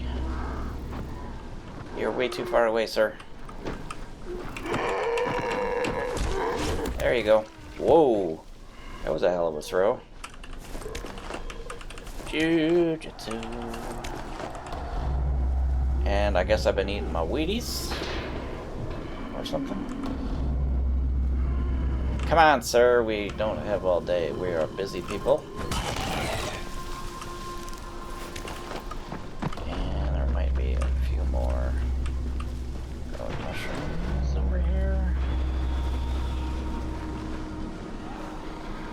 Oh, here is the border fence, by the way.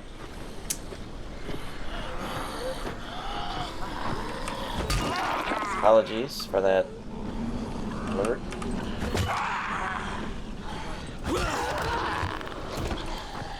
Oh, I hear some creeps.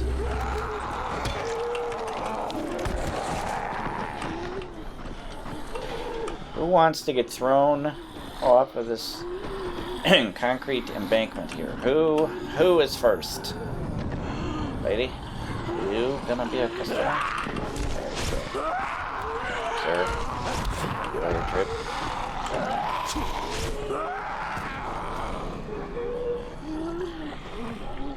That guy's no dummy. He saw what happened to everybody else. Oh, he wants a ride too. Free trip, sir.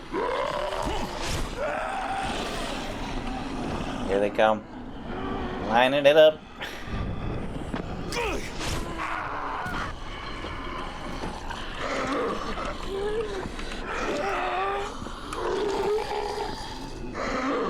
He won't commit to the swing. There we go. Nice.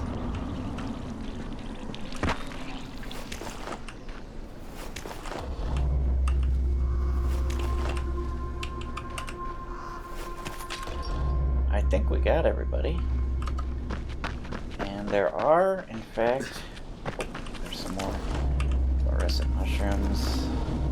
Fluorescent mushrooms are going to be... There is one of the booster drinks that you can make requires 4 of them. So you will want to acquire as many of those as you can get.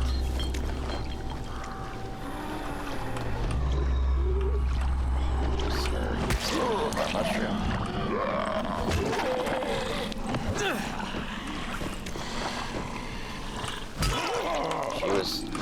She was feeling left out.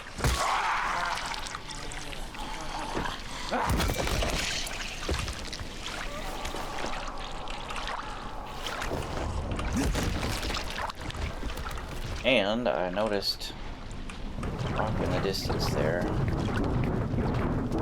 telltale pink of the herbs we are after. There are a few of them out here, but there are a bunch more closer up to this there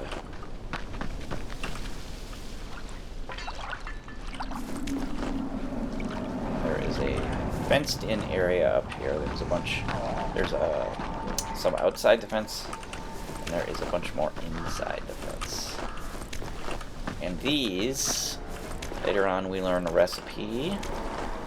I may have discussed this already, but we learn a recipe that you convert 3 of these herbs into 2 medical kits. So it's nice to have a good supply of these. Also, there's at least one drink that uses those as an ingredient as well.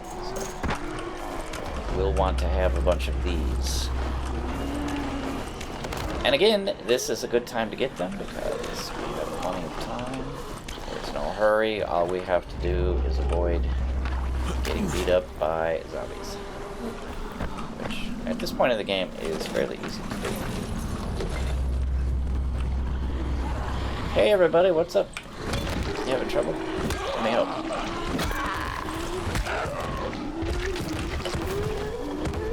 And I almost forgot. We know how to dropkick.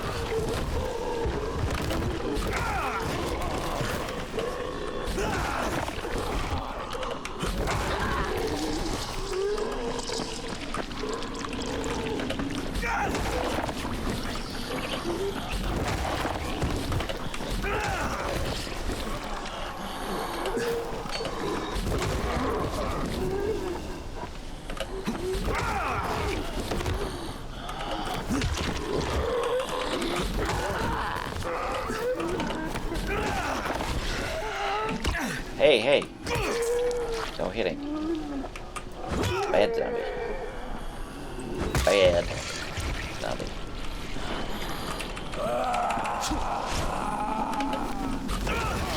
Drop kicked you right in your ass, lady. Oh, she's still got some fight left in her. There you go. There you go, lady. Alright, let's move a little bit away and let those convert into... Really? What, are you confused?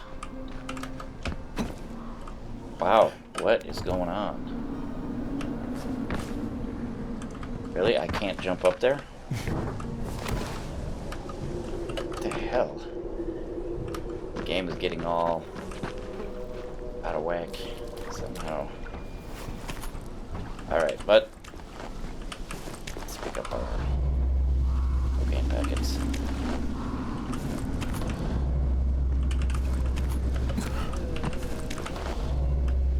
And more herbs.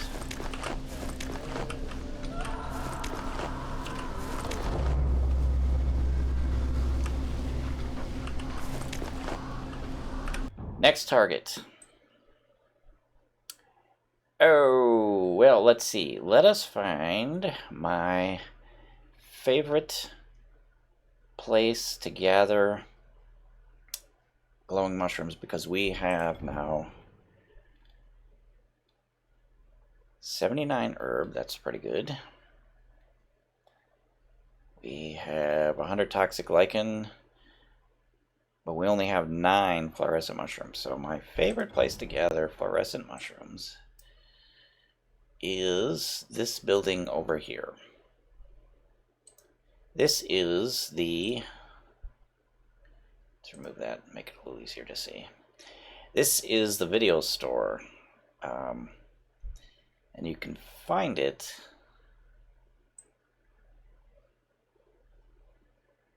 by finding this big long deal here with this little box around the end of it. And then it's this building off by itself. So we're going to run over to the video store, which is actually, there is a mission that we will get shortly that is going to want us to go there eventually for everything. So knowing where it is, nice.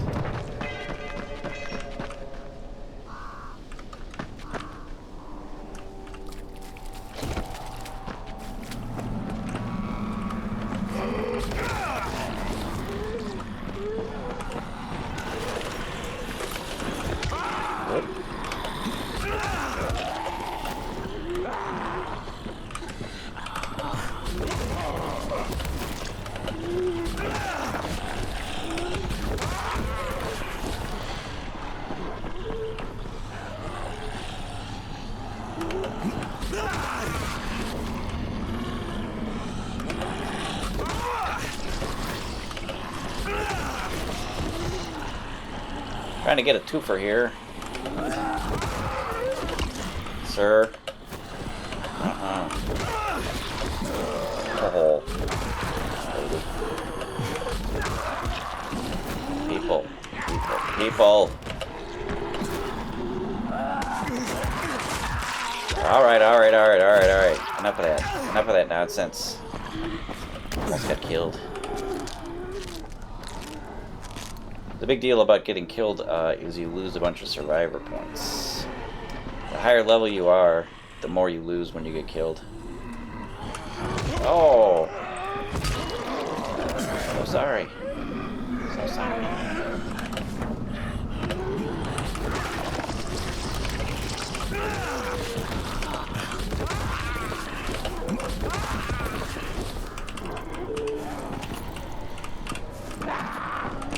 I heard you back there. Grab it, I bet.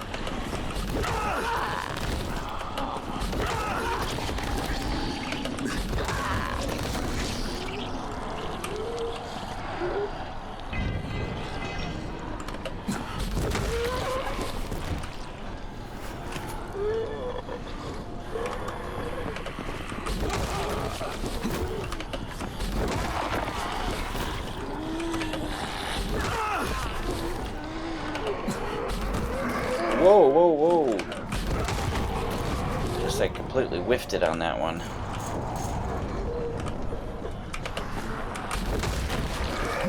Huh. I drop kicked the dead body. Dang it. What's going on?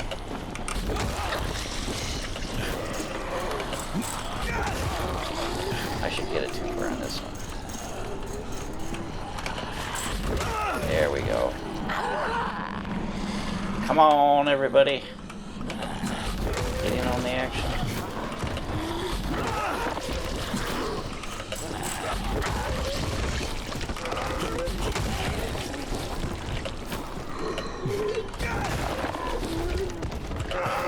Remember, you have that dodge ability. Dodge back, get yourself a little distance, drop kick.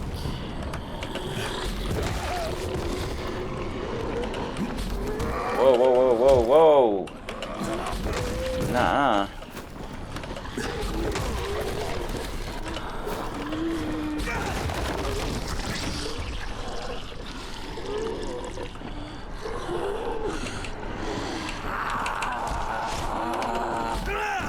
Really?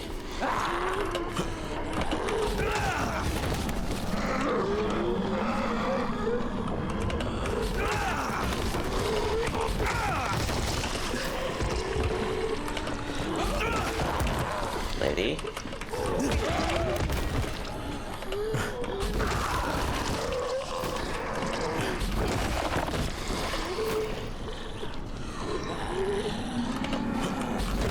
Super.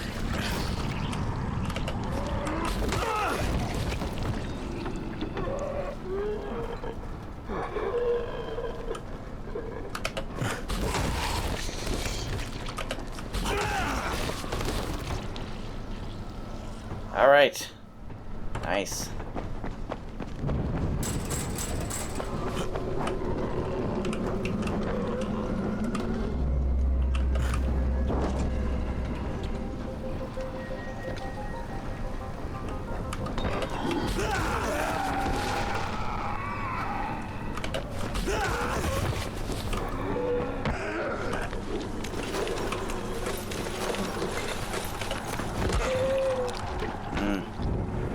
Trying for the dropkick.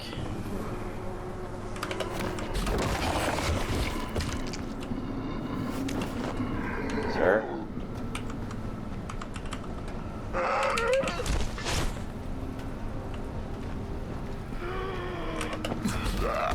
Really?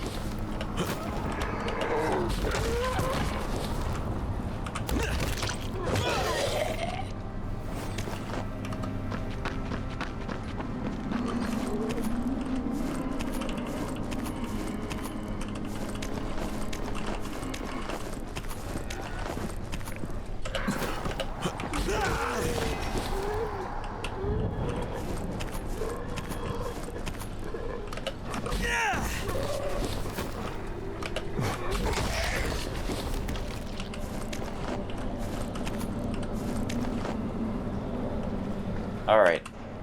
We've spent enough time having our fun.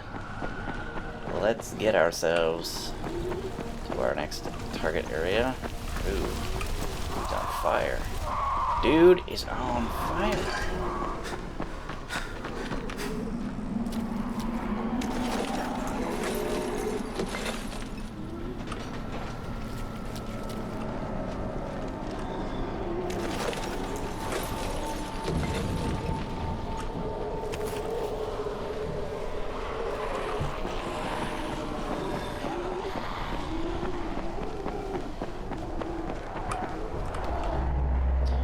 Look for closed trunks. Closed trunks.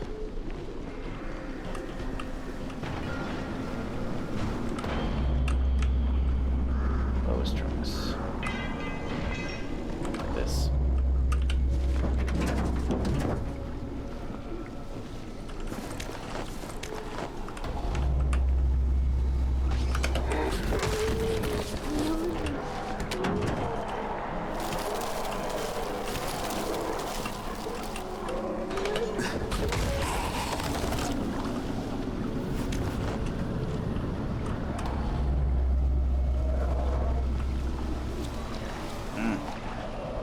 Hanging out in the water. What are you guys, dumb? Zombies, by the way, drown rather spectacularly.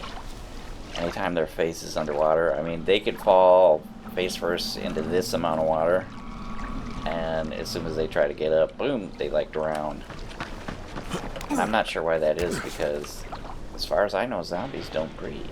So I'm not sure what the deal is, but it's an easy way to deal with a zombie. If you throw them, if you do a grapple and throw them face first into any water that's over their, puts their mouth and nose underwater, instant death for the zombie. They drown.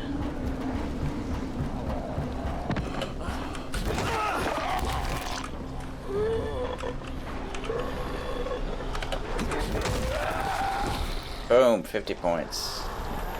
Let's see if we can judo this guy, this lady.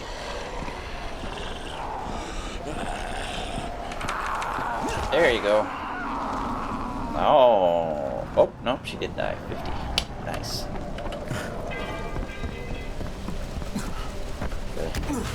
Can't grab. You can't grab, you punk. Whoa. Found ourselves a nice little chest in here.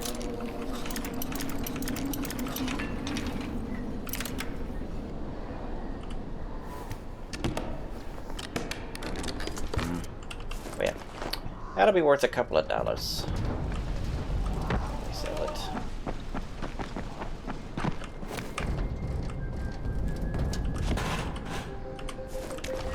USB cables.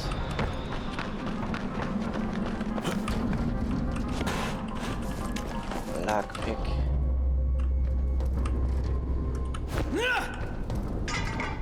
Alright, here is the video store. This is actually the back of it. You can't get it back here. This is the front of the video store. This is where you will come. You can't do it now, but when you're on the mission, you can lockpick to open this door. Go in there. The fluorescent mushrooms are located along this, on this raised grassy area here. And it's a simple matter. Running along here and picking them up. And there's usually some over here in this grassy area as well. And then when you have looted them all, what you do is you run down here to this little shrine to this dude. There's posters about this is some sort of politician, I think. Actually, is this might be a different one. Father of zombies. Oh, this guy, apparently they're blaming this guy for the outbreak somehow.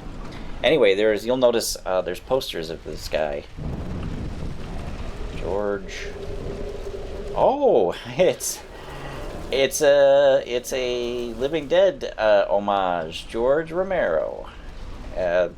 People who love watching zombie movies will no doubt recognize this name.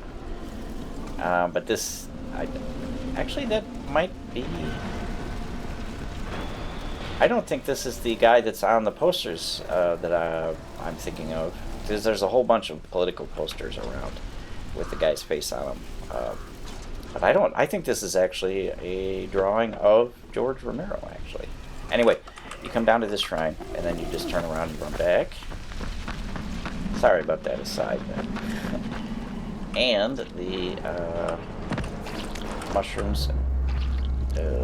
eat quieter, lady. That's very disturbing. The mushrooms have respawn, so you just run back. And pick them up again. And they'll be in random places. And when you get down here, you run over to this police van. Careful to avoid this toxic waste. It will poison you. And then we come back, and I believe that's far enough away. Yep, they respawned again.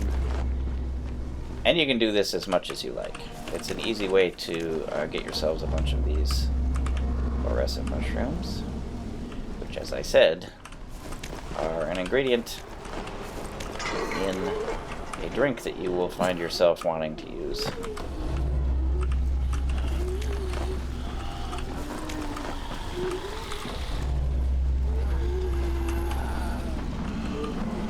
Are those under the map? They are. Did you see that?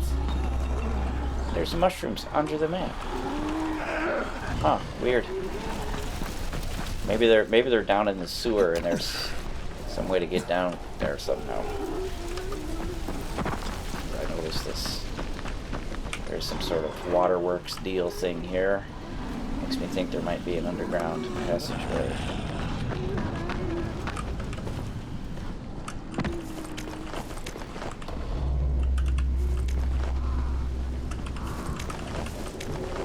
Alright, I'm only... This is gonna be it for me as far as grabbing these mushrooms, because I sense people are getting bored.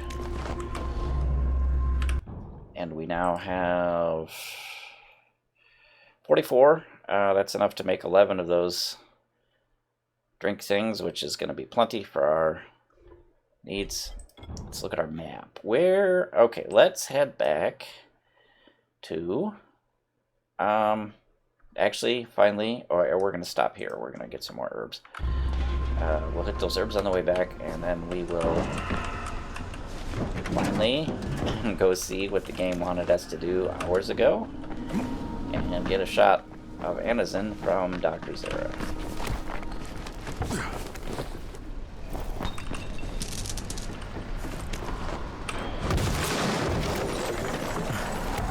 Normally you don't want to do that, because as the shouting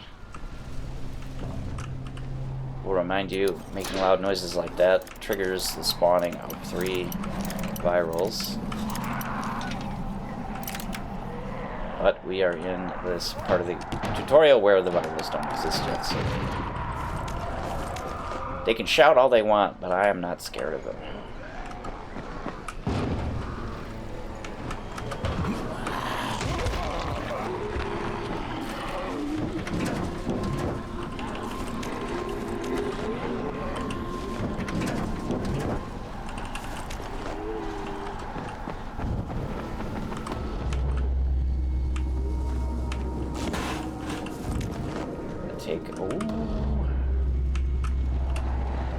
Oh, it's a risk, but since I got zombies at my back.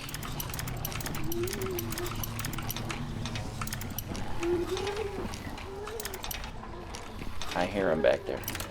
I hear him.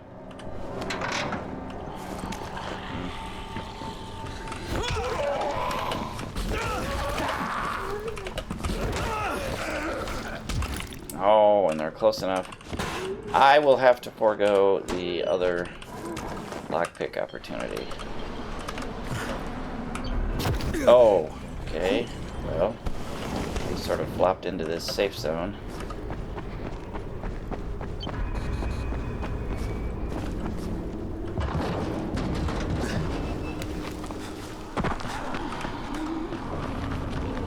And up on top of this hill is that herb patch that we were at before.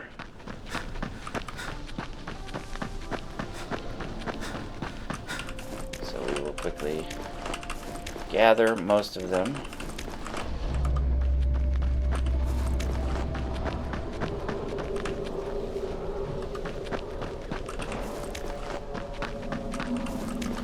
Don't really need to hit all of them.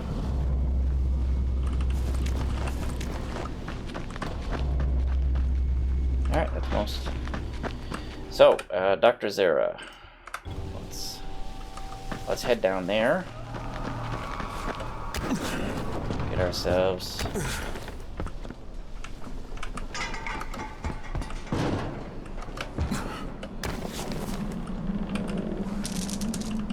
it's bonus.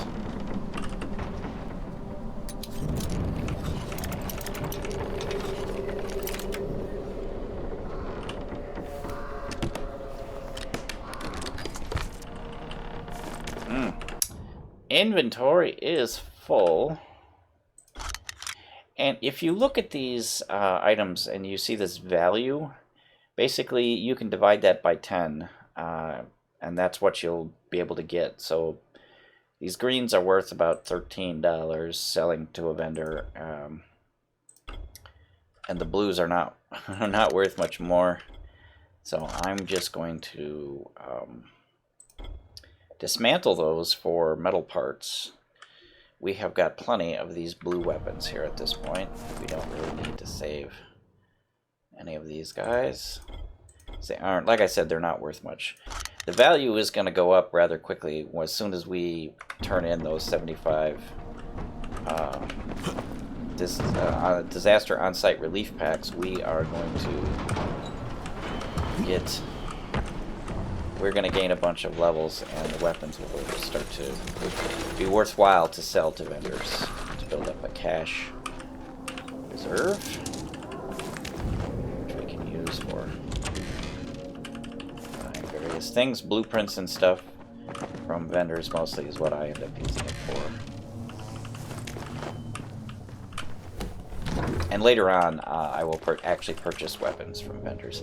And my recommendation and the practice I generally follow with regards to purchasing weapons from vendors is don't bother until your survivor level is maxed out. And then at that point, I would only buy the orange weapons. Don't bother buying the purple and below, because, well, quite frankly, it's not going to be worth it.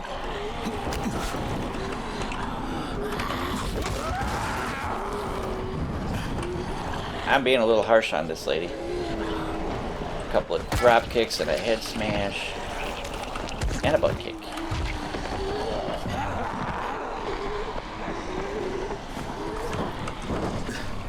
Oh, missed our grab. Yes, weapons, and I'll show you as soon as we have the opportunity to actually purchase weapons from a vendor. Alright, before you go see Dr. Zere, the first time you come here, get onto the roof of his trailer. Oh, and there is a blueprint, the Zazhigalka. And let's go ahead and do our level up. Oh, what do we got here? Vault. Falling from greater heights, escaping. My priority is between these two. And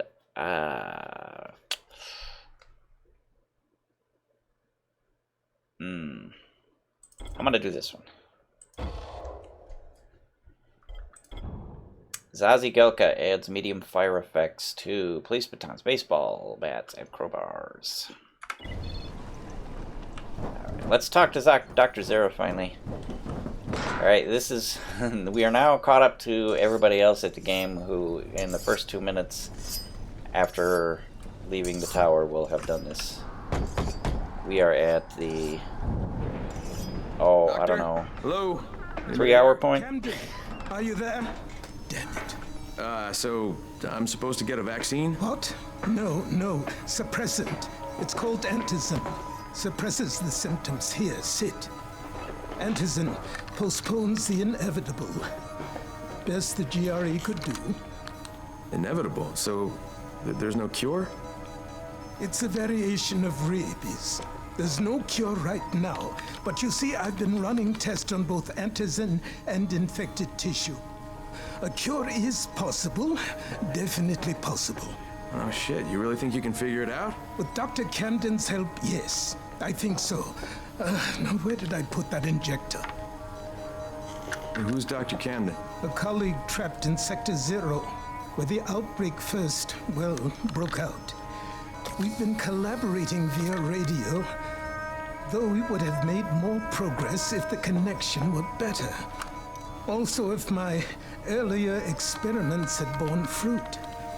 I tried injecting recombined versions of the virus into chunks of meat and leaving them around the city, hoping some of the infected would eat them so I could observe and document the results. But they didn't? It bore no fruit. I'm ashamed that I wasted so much time on it.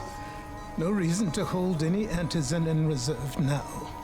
In any case, all right, I'm quite busy, so on your way now. What was I doing?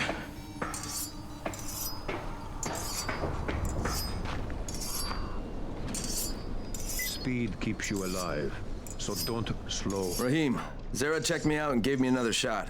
Okay, great. That ought to hold you for a while, which is good, because I'm starting to get used to the idea of bossing you around. So, time for a real trial. Go talk to Spike. You'll find him near Zere's truck. He's got the first real job for you. Alright. Boom. And there we go. Survivor rank up. So, we are going to activate our skill thing here. So now we know how to make lockpicks and firecrackers and throwing stars and Molotovs. Firecrackers and Molotovs and lockpicks are very, well, actually they're all kind of important. But firecrackers and Molotovs I use quite a lot. We aren't going to actually make anything yet, because as soon as we turn in those disaster on-site relief packs, we are going to gain enough levels that we can activate this crafting expertise, which is going to let us make more of these items from the same amount of materials. So we don't need any of this stuff right now, so I'm going to hold off. And the guy that he's talking about, Spike, is actually, you can see him through the window here. This is his current home. He's got a functioning laptop, and he is playing Call of Duty. It's hard work, so that's why he has his fan right there. And we have to go talk to him, so let's go ahead and do that. Hey, Spike. I'm Crane. Just what I need. More unskilled labor. Alright, shut up and pay attention. There are two types of airdrops. One is food, first aid supplies, survival gear and such. The other kind is filled with Antizin. The GRE sends in a one-way video feed that lets us know when they're on the way. Look, the trouble is, the airdrops with Antizin keep getting raided by Rise's thugs, and without Antizin, we're basically screwed. Rise and his boys only operate during the day, because going out after dark is a dandy way to get killed. But the next two Antizin drops are coming down right at sunset tonight, and Brecken means to go after them. This may be our only chance to reach the airdrop. What's my part here? Well, as I said, going out at night is basically suicide. Or it would be if I hadn't been setting up safe zones and traps out there for weeks now, which I have. Now, Brecken and his team will be okay tonight so long as you get out there now and arm those traps. That's your part. All right. What are these traps and how do I arm them? You'll see. I'll be talking you through it. Just remember, without these traps, Brecken won't survive the night. And if he doesn't come back with Antizin, we are lost. Before you head out there, grab some firecrackers. Made them myself. They make a fine distraction if you get in trouble. Alright, so here's the firecrackers that Spike is talking about. And don't let this screen fool you. He just, he hotkeyed this document so that he can switch rapidly from his Call of Duty game. As soon as somebody comes in here, boom, he switches. That's just to fool everybody into thinking he's doing some sort of work. He's not. I know it. He's playing Call of Duty. Okay, anyway, let us get ourselves back to the tower. Yes, I've already told you, rule number 1, always be looting. Looting is the key. Yep. Let's get ourselves up here. Okay, run up here a little bit. We will...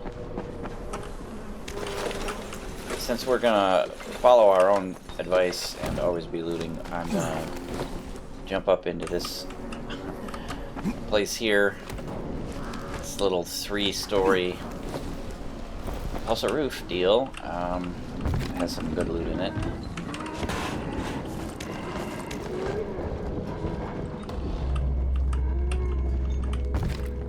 Also has some zombies on the ground floor. Ooh, lockpick.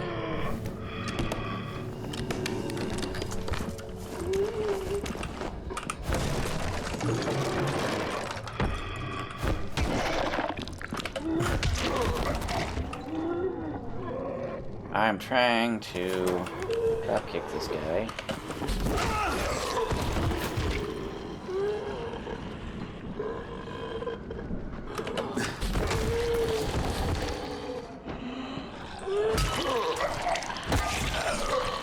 In the interest of expediency, I'm gonna whack him a few times on the head.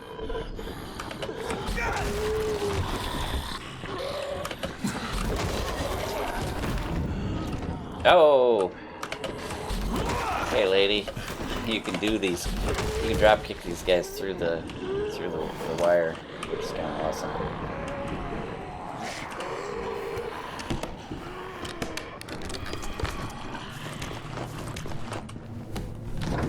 Oh, look at all this.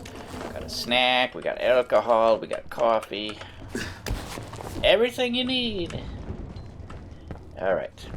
Let's get ourselves out of here and back into the tower so we can... Whoa, whoa, whoa. What kind of bullcrap is that? That is horse crap right there. Alright. If you come here before talking to Spike, they'll have the doors still locked on you. So be sure to talk to Spike before you try to get back in here. Alright, here we go. You got something for us? Boom, 75,000. Every little thing matters. 75,000, and let's see how many levels that is.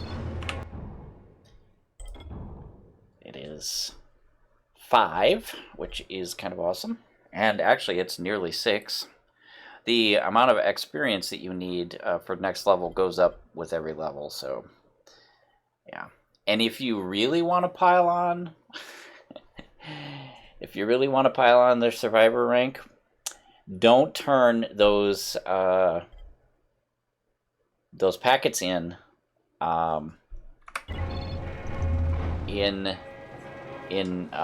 normal mode. What you do is you exit out of the game after you get those packets, which will save the game, and then you, instead of hitting continue the next time you come into the game, you go down one selection, I believe, and you say play, and then you select the game. There'll be a list of your save files. You select the one that you're currently playing, and you hit the advanced option, and that lets you change the difficulty level. Change it to nightmare, and then when you turn in the packs, I think they're worth 10 times more.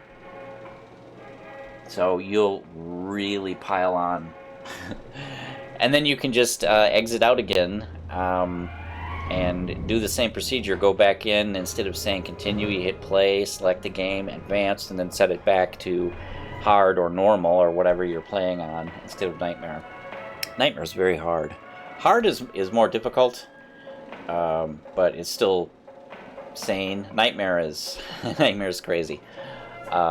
Like I said, if you're in nightmare mode, you get 10 times the amount, the value of for turning in those packs. So instead of 75,000, we'd have gotten 750,000. So we would have piled on a bunch more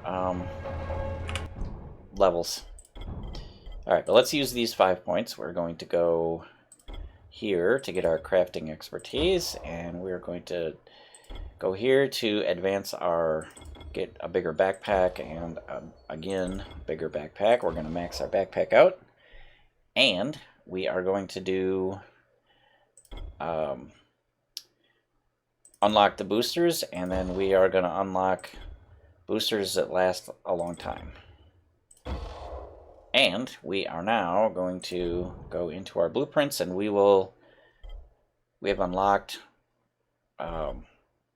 medkits we had, lockpicks, firecrackers, molotovs, throwing stars, and we've added these boosters.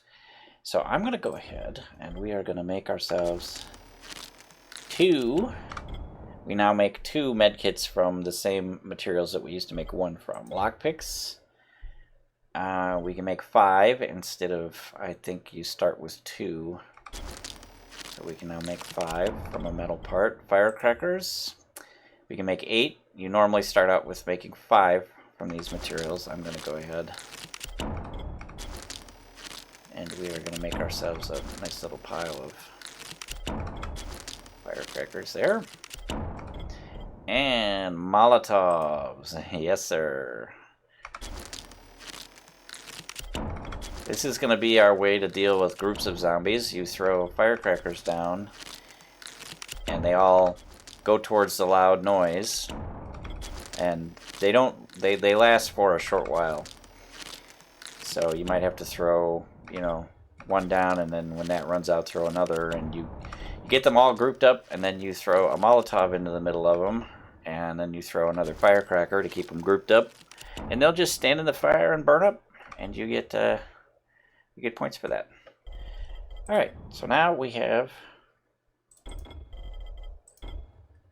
ourselves 37 firecrackers, 18 Molotovs in our tool in our equipment list. Let's also make... I'm going to go ahead and make myself... The thing that's limiting us here is string. We use string for the throwing stars. We also use string for Molotovs, for the wicks, one presumes. So we are short on string right now, so I'm going to make there 16 throwing stars. That should be good. And we also received a message at some point that Quartermasters had new equipment. And like I said when we talked to this guy initially, every in-game day they get new equipment, so that they give you for free. So I'm going to come in here and we are going to grab... Oh, there's some more string. And he has a flashlight. We're going to go ahead. That also goes into our tool list. I'm actually going to pull that out because we're not going to be using that right now. And let's make 2. Here's the one that uses the 4 toxic, or yeah, this uses 4 toxic lichen. Let's see, I think it's night vision. It uses the 4 fluorescent mushrooms. I'm gonna go ahead and we are gonna make ourselves. I make 5 each time, so we're gonna make 10 of each of those. We are gonna put night vision booster. It's gonna go down here. Ooh, cricket bat. Bats are fun. Bats are fun. Alright, we are also going to... Oh, we can't go up to the roof. Never mind. Let's begin preparing this trap for Brecken's mission. And that is right out here at this car. Okay, first, the car. Open the hood, connect the battery, that'll arm the trap. So when you see these cars with these red or green lights on them, those are the traps. Red means the trap needs to be... You need to open the hood and jiggle the battery cables. Jiggle, jiggle. Trap is set. Jade here. Is anyone outside right now? Urgent help needed. I'm outside. I'm working for Spike. You're Crane, right? Listen, our runner's trying to secure one of our safe houses for Brecken's mission. He's in a courtyard by Vefa and Mimar, surrounded by zombies. We gotta help him. Alright, I'm on it. Alright, we have a new emergency mission to help this runner. And we're now learning about safe houses. And the game has automatically activated 3 of them on our map. There's the tower. There is Spike's area, Spike and Dr. Zere's little area. And then there's this one over here, which I'm not remembering offhand.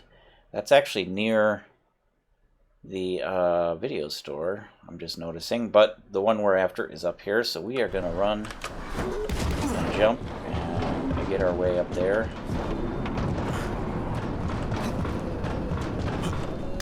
Doing some parkour on the way, so we can boost up our agility. Whoa! It's just a precaution, lady. Just in case you were faking it.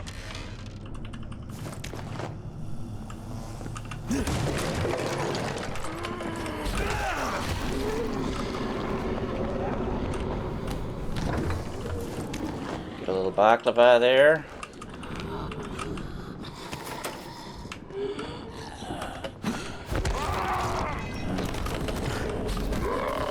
Really? We're gonna miss? We're just gonna miss like that?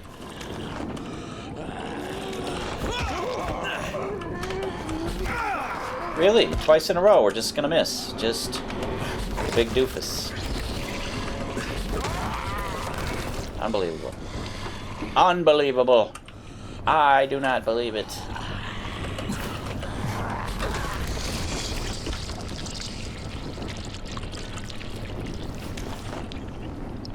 I am in a state of disbelief.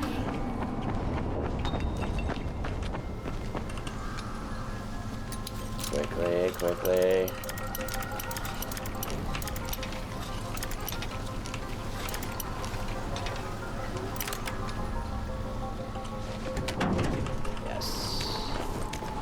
Love the medkits.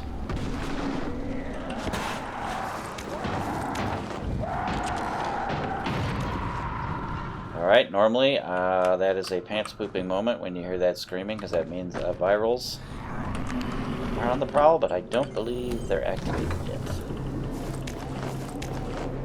More food to fill this up.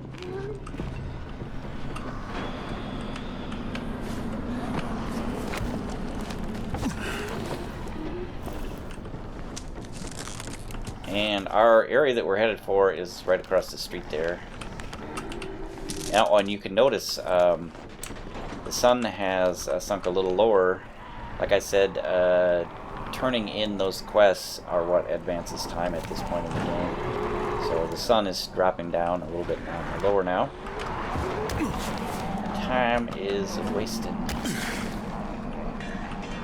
Really? There's no goodies in there.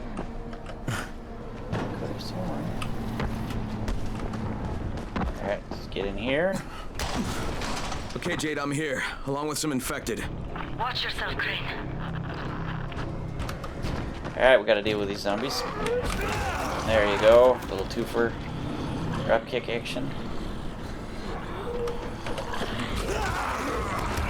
Nope, I didn't get them both that time. There you go, sir.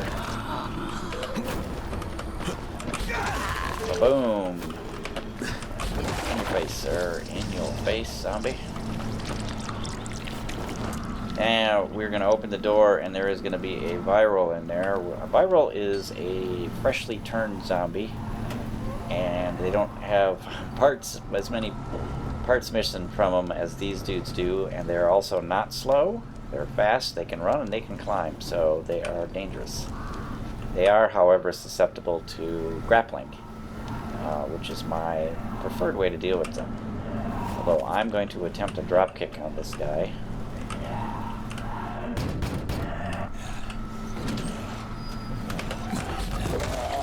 Oh man, I think it's too late for this guy. Alright. Finish it. Just don't let him suffer. There we go. A couple of drop kicks. It's done. Fuck. You had no choice. He wasn't human anymore. Now hurry. You still need to turn on the lights. That's the only way to make this place safe at night. A couple of drop kicks takes care of that guy, and Jade says we need to turn on the lights. That's this here. That activates this safe house. Safe zone. Ah, shit. So the GRE wants to talk to us. That lady that... Almost. Just give me a second. We are lying to Jade. And if you do a survivor sense in here, you will see that there's a bed, which isn't activated yet. There is your stash, which you can use, but there's two other items. There is a blueprint and this collectible battle journal. Let's go ahead and grab that.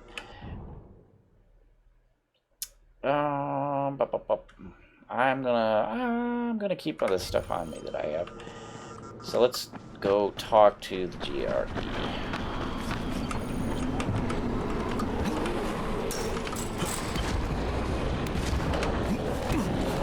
Which we do at the top of this building.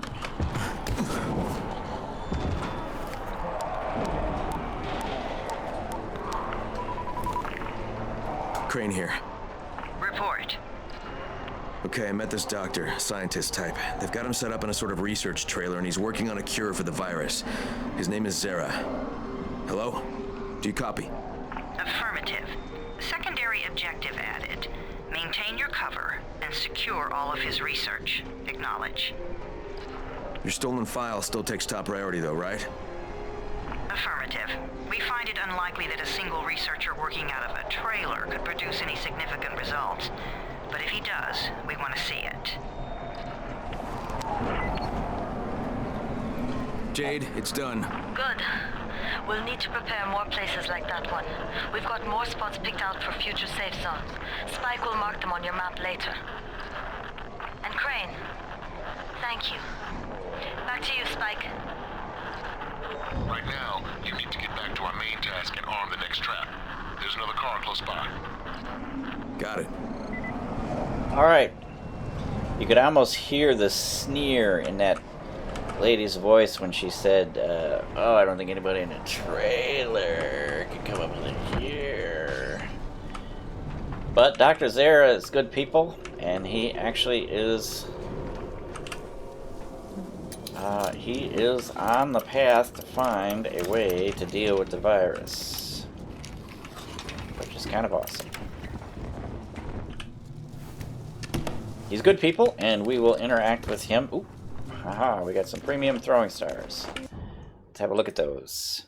102 damage. What do the ones we made do? 88. So these are actually better. So what I'm going to do is swap the premium throwing stars in for the ones we made. We will use these first and fall back on the other ones if we have to. Ooh, more string. Yay! Ooh, and look at this. Yeah, dropkick, son. Get drop-kicked. And again, we don't have to rush right off to do the mission because even though it is getting later in the day, time is still only being incremented when we turn in one of these quests. So we could continue to run around and do non-related bullcrap if we want to.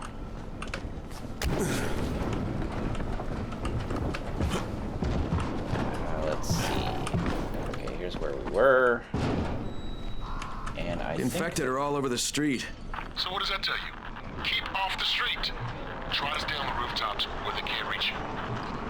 All around the car, Spike. You still have some firecrackers, don't you? Just throw some into the crowd. Those dead bastards are easily distracted. So there are two cars here. We can see that one and that one, and we have to activate both of them. And Spike is suggesting generally good advice, which is to stay up off the street if you want to avoid zombies. I don't generally get all that worked up about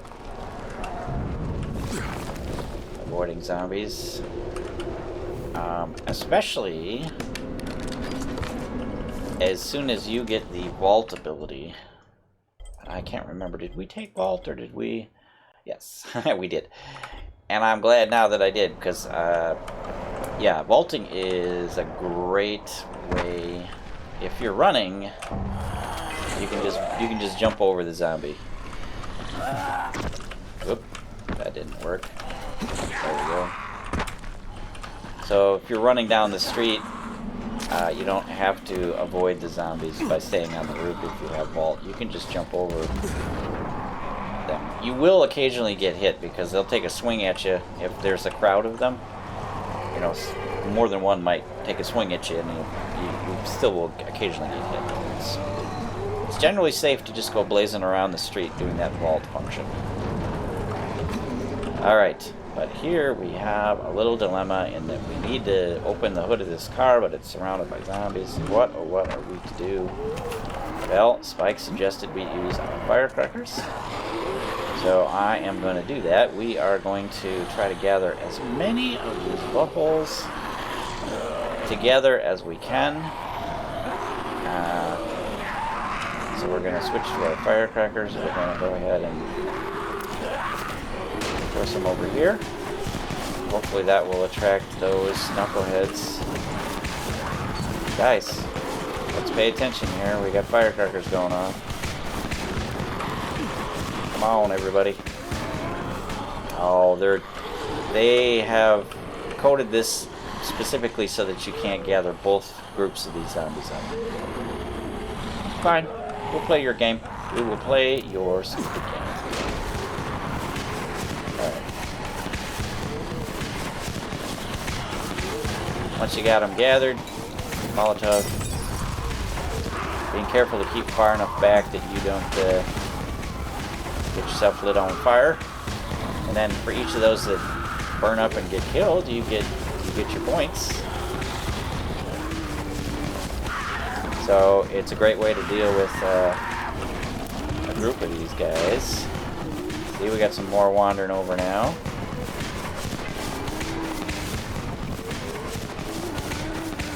I'm actually going to pull them over here.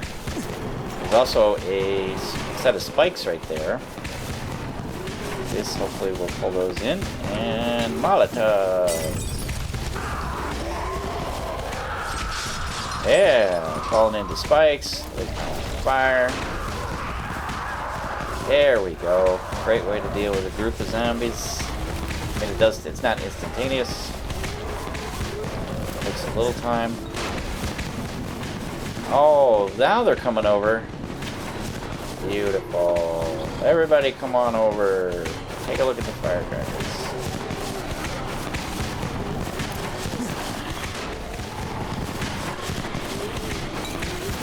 Mazel tov!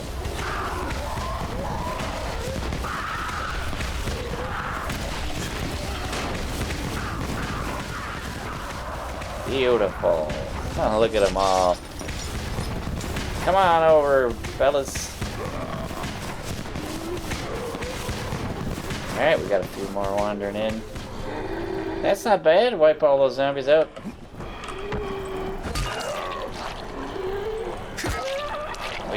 We can do these last few manually.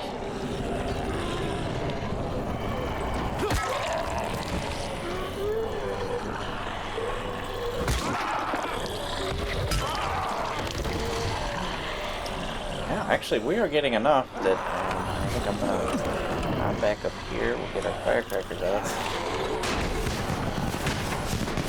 Everybody over there.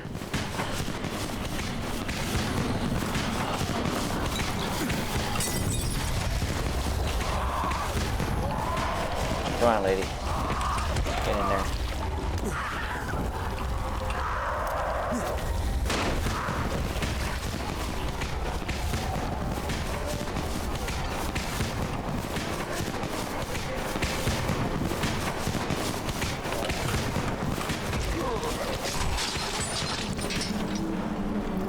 And since we have this handy set of spikes right here, and these big spike traps, we are going to do a little bit of jiu-jitsu this afternoon. A little bit of grappling and rolling with these guys.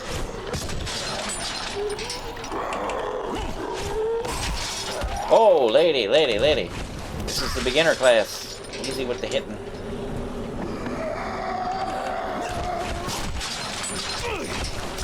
All right.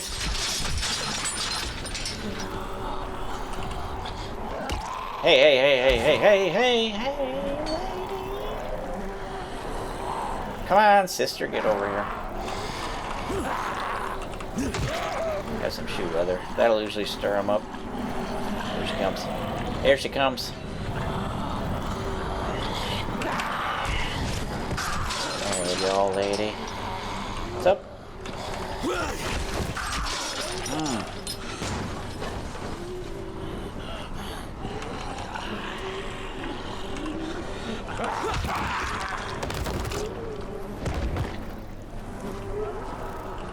While she's pulling herself together, we'll activate this trap.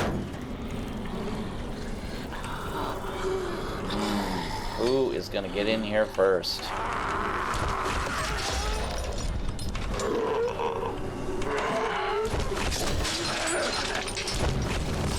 Alright. And we got ourselves a power level up. Multi-throw, more health, or gain more stamina. Yeah, let's do this one. More stamina, more fighting stamina. I like that. Alright, let's get ourselves over here and fix up this car. And that hopefully will... All done with the car, Spike. Keep on like that, you just might make it. The next trap's close by, and I shouldn't have to tell you, but don't get caught out in the open. That will hopefully convert most of those bodies into reward packets. Spike, these freaks are everywhere. If I need to use a trap, how do I activate it? You can't. I told you, they're only for the night mission. Shit. Okay. That's bullcrap, Spike. That's being prejudiced against me on account of I need to protect myself. One thing you'll find out about Brecken, every time he tries to do something, he gets his ass kicked. It's actually kind of funny because we will find out later. Spoiler alert. We will find out later that Brecken is actually a parkour instructor. And he's the one that's been training all the runners to run around and, you know, do parkour as a way of surviving. But every time he tries to do something like go get an Antizin drop or, you know, go deal with whatever, he's always getting his ass kicked every single time. So we have to step in and do something. He may be good at the parkour, but he apparently is not that good at the fighting part. Because he, like I said, every time he goes out, the next time you see him, his head is all bandaged up. Lena is all mad because he's gotten himself hurt again. Brecken and Lena they are cohabitating, which is a good thing because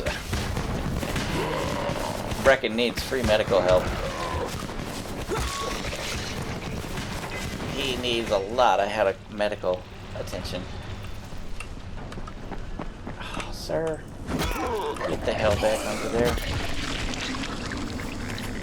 Crawling out.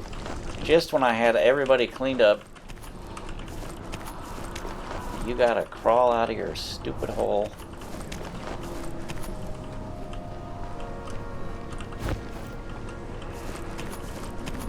Alright, let's get all our cocaine.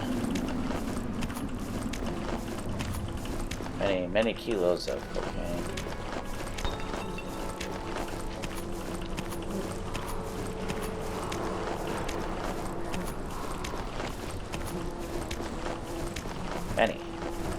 Many kilos of...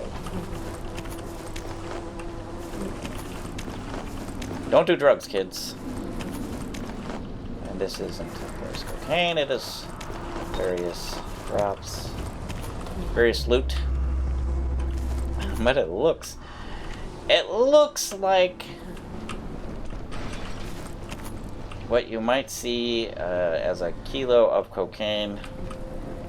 Alright, what is our next mission here? Quest.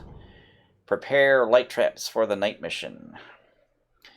Alright, we need to go to our next location, which is over this way. And daylight is disappearing rapidly. Rule number 1, always be looting.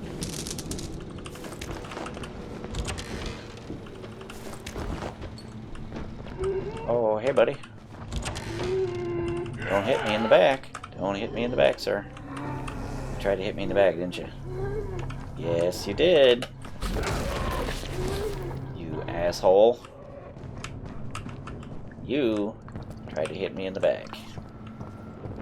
You are on the list, sir. You are on the list.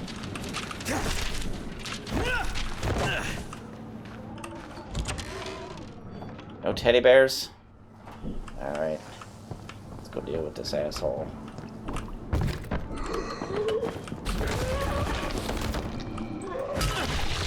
What you get? Back slapping stabber. Oh, more customers! Dude, it's... No, sir. There you go, ma'am.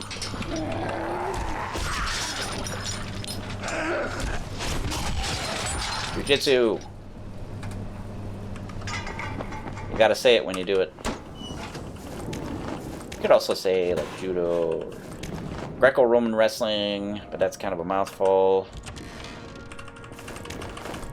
You could do the Austin Powers judo chop, but I like saying jiu-jitsu.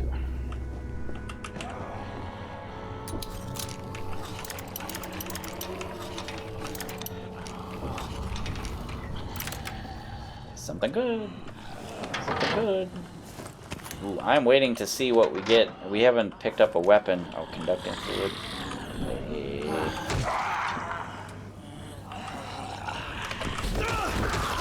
Drop kicked into the spikes. As I was saying, we haven't picked up a weapon since we upgraded our survivor level. Look at this lady just standing like an old style gunfighter.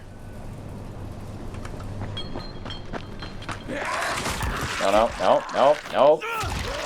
She suckered me in. She suckered me in, everybody.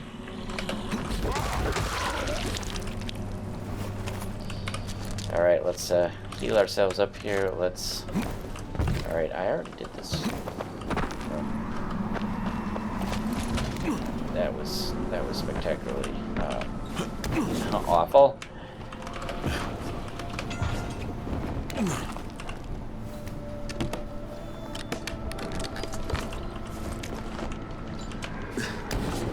Alright, we are gonna get ourselves... There you go, sir.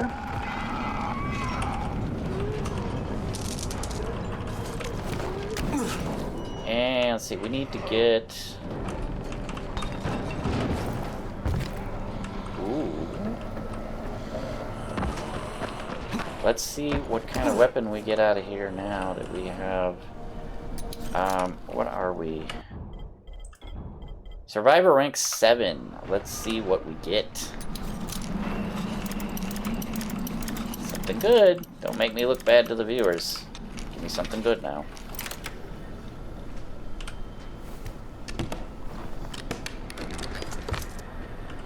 Well, we got some more. We now have 30 premium throwing stars. A-holes. You buttwads.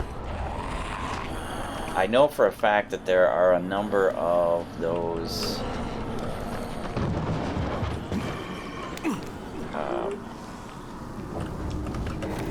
chests around this area, so in fact, ooh, burger. Yummy burger. There are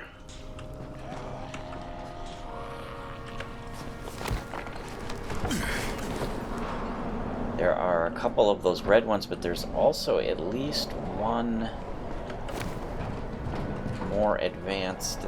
It's a hard lockpick, so we should have a chance of getting an even better. Whoop! I was standing right next to it.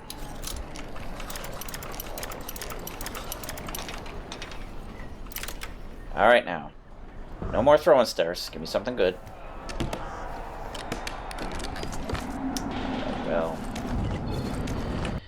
I'm not big on these knives because they're kind of fun to play around with because, and do notice that its value. We can get $150 for turning this in. $2,900 for this. Let's this is a two-handed weapon though. And we are going to drop this conducting fluid. And I will play with this knife a little bit.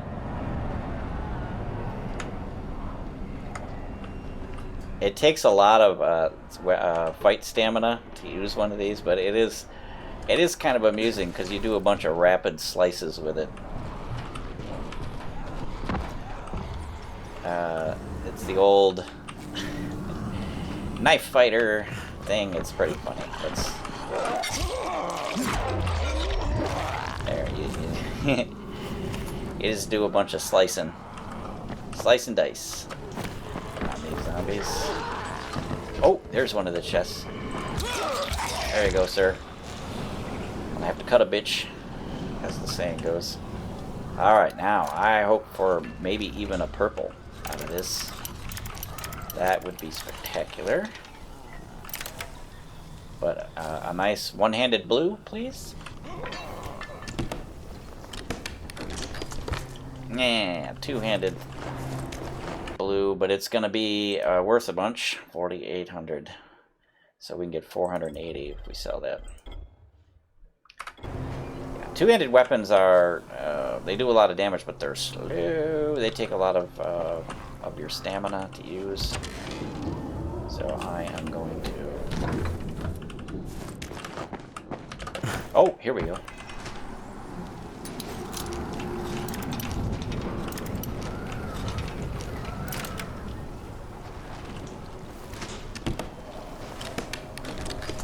Oh, cricket bat.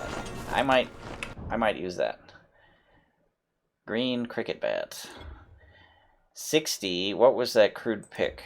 56. So this is a little slower. But this does 52 damage. What was this doing? 32. That was the one we were using. I'm going to go ahead and dismantle these guys. 1700. That's worth selling. 205. That is not. 205. 29. 48. Alright, so we are gonna switch to the cricket bat. And I love the noise that bats make when you smack them into people. So let's find ourselves a victim.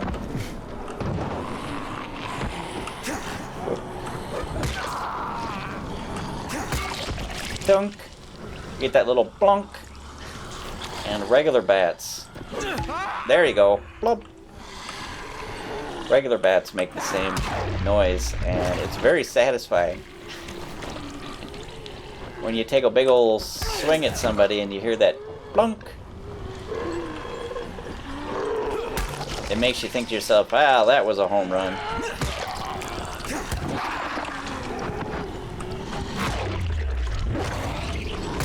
Dunk. Oh, I love that noise. Hey, lady. Dunk.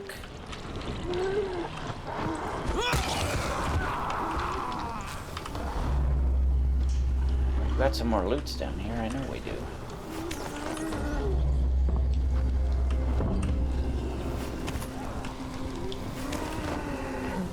Sir?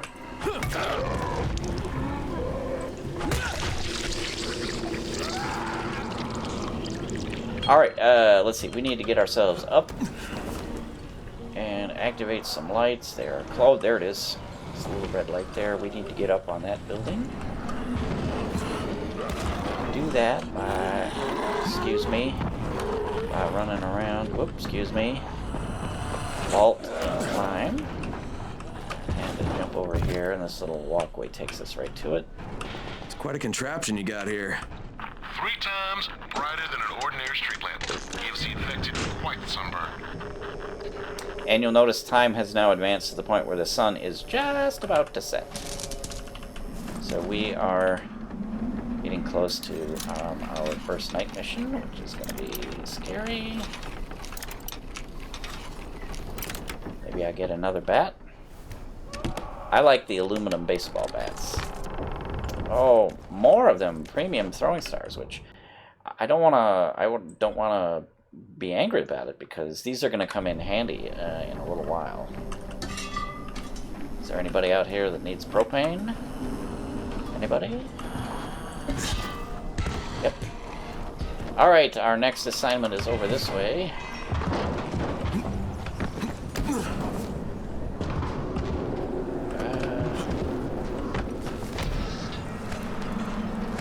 This is going to be a safe zone, but it's nothing right now. Oh, we were right there. We were right there, man. Clickety click. Alright, now we've got 2 more.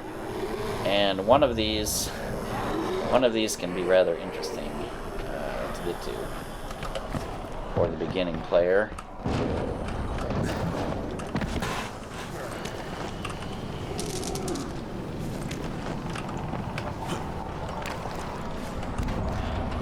It is over on this light pole, and I would suggest getting yourself up here, or you can just climb up from the, whoops, that was dumb, from the base of this pole. And it's actually right over there. And what you need to do is you need to swirl yourself around the pole until you're facing there, and then you go not all the way to the top of the pole, but you go so that you're higher up, a little bit higher than that, and then you aim your white dot right at it, and you press forward, and then you do your spacebar jump, and as soon as you see yourself grabbing onto that, you let off on the spacebar and the W. Oops. Okay, that... I didn't hold them long enough. I did not hold them long enough. So we're gonna climb up here real quick so we can avoid those dudes. Get ourselves a little bit higher. And we are gonna jump ahead. There we go. Alright. The trick is to let off on the W and the spacebar as soon as you see that you either landed on it or you're crawling your way up to it. Because if you don't, you'll just jump right off again, which is annoying as hell because you're far enough up that you're going to injure yourself when you fall. And then you have to use medkits and you get angry. Okay, lights are all set. You ready for the next one then? Better hurry. When I was first playing this game, I raged so hard on this particular activation because I was trying to like jump from I was doing all this stupid crap and I kept falling and injuring myself. Zombies would pile on me. I just got so mad. It was a pain in the ass. So if you have difficulty with it, don't get discouraged. Just do what I did. Crawl up the pole. Make sure you're on this side of the pole so that when you turn and look, you can see this, and that you're higher up the pole than this platform is. Aim at it, and you'll eventually get it. It might take a while, or if you're good, you'll get it right away. And embarrass the hell out of me because when I first started playing, it took me forever. Like I said, I was raging by the end of it. Oh, was I mad? So angry. Alright, here we go is the last one. Now, when we activate this, it's going to short out the grid, and all the lights are going to go out.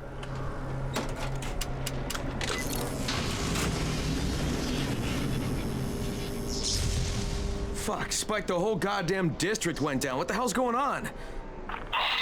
Not again. Alright, listen. There's a power substation near you. Go check it out. Alright, let's go take out this power substation, and Spike is gonna moan at us about how we're not going fast enough. Hey, this blackout has really put us in a tight spot. We're defenseless here, plus the safe zones and some of my traps are down too. We need to get that power up and running ASAP. Alright, now here is our first encounter. When we come over here, and as soon as we try to open this panel, we are going to be introduced to a Goon. Fuck, what is this? Our first bigger enemy, and there are a couple of ways you can deal with this. You can trick him into hitting these canisters, which will then explode a short while later, or you can do it the smart way. If you are lucky enough that you have yourself a bunch of throwing stars, you can go ahead and select those and then just throwing star him in the face until he dies. Throw him up on the roof where he can't reach you because he's a big stupid butthole.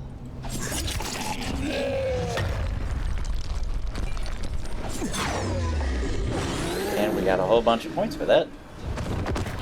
I think you can also Molotov him. Now, the thing that most people are going to run into is that if they don't spend time to do looting like I did, by the time they get over here, they're going to have only a basic weapon, low-level abilities, and no throwing stars, and no Molotovs. So they will be forced to deal with them in a much more difficult way. Which is fine for people that are good at doing that. I'm not, though, so I use my brain. I fight him with my brain.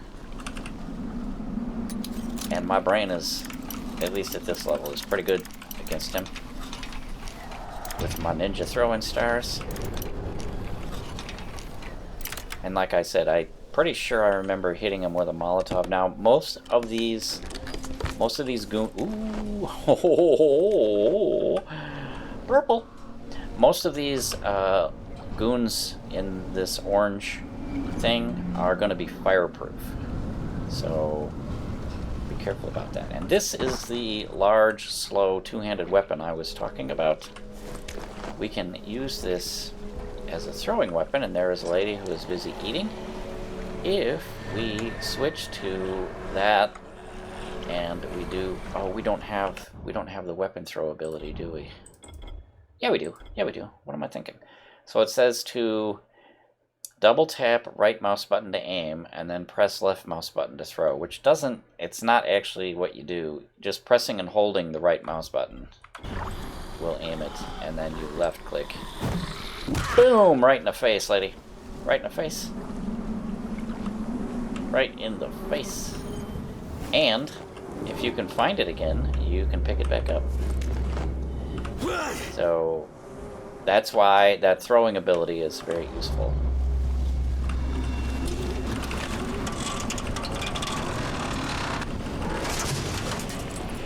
Huh. Well, that was tricky. I am so angry. Oh, Hulk smash! Alright.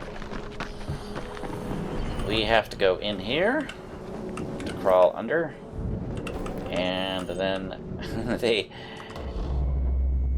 In an older version of the game, you had to check each of these panels. You could do that prying open thing on, and you had to find the right one. This, I don't know when they did this, but they've since made it very easy to find the right one. They're practically slapping you in the face and going, hey, come over here. So we're going to pry that open, we're going to activate it. Talk to Spike. Alright, I've got the substation reset, but if the grid's shorted once, you know it could happen again, right? You leave the electrical engineering to me, okay? Just get your ass to a safe zone. You're gonna have to spend the night there. Alright, we should loot what items are available in here. I'm gonna dismantle these grays. We're gonna sell that. And this brick hammer, look at that, 58 damage. Boom. So when our bat runs out, we're gonna use that brick hammer. We're still gonna hang on to this rebar for throwing. And let's see, we have this psycho looking dude. And we've got a chest to loot.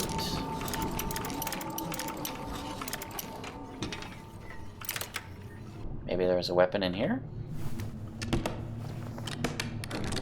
Ooh.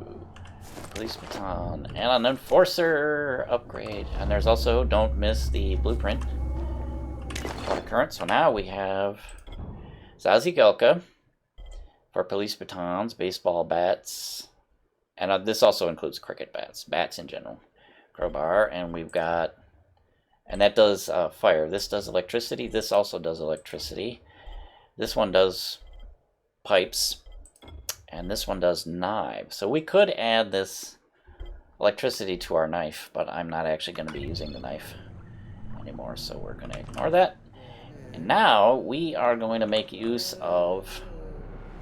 we're going to open the back door, and we're going to make use of our speed booster. Because we need to get to the safe zone that we just made. Because it's nightfall and the bad zombies are going to be out. So we are going to open the door and we are going to drink our speed booster. And that makes us run faster and gives us, while it's active, it gives us infinite stamina for running.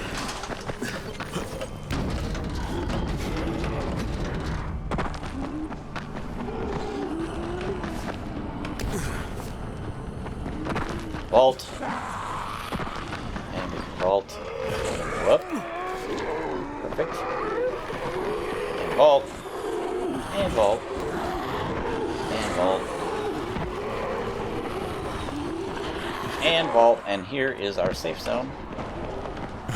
And because we activated the long-lasting drinky drinks boosters, we now have a bunch of booster left, so we can just do some laps. Or we can just quit screwing around and go in. Oh shit.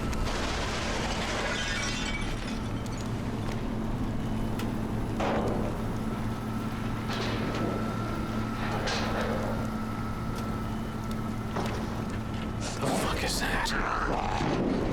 Hey, Doc. Scout Crane. Crane! What can I do for you? I just saw this freaking weird zombie. He's covered in big green blisters. It hauled ass as soon as it spotted me. You know anything about it? Not enough information, I'm afraid. But if you see another one, do let me know, will you?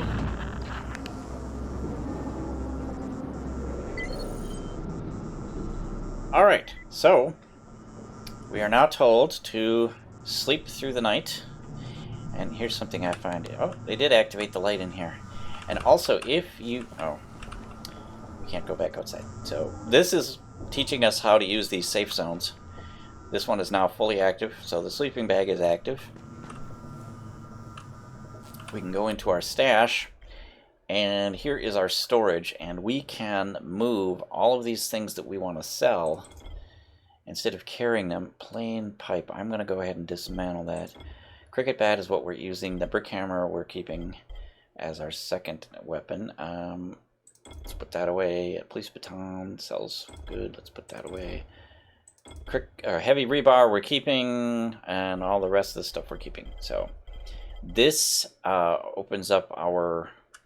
If we look in our inventory, most of our slots are now available again, except for the ones that are full of stuff. Oh, plain pipe. Let's go ahead and dismantle that.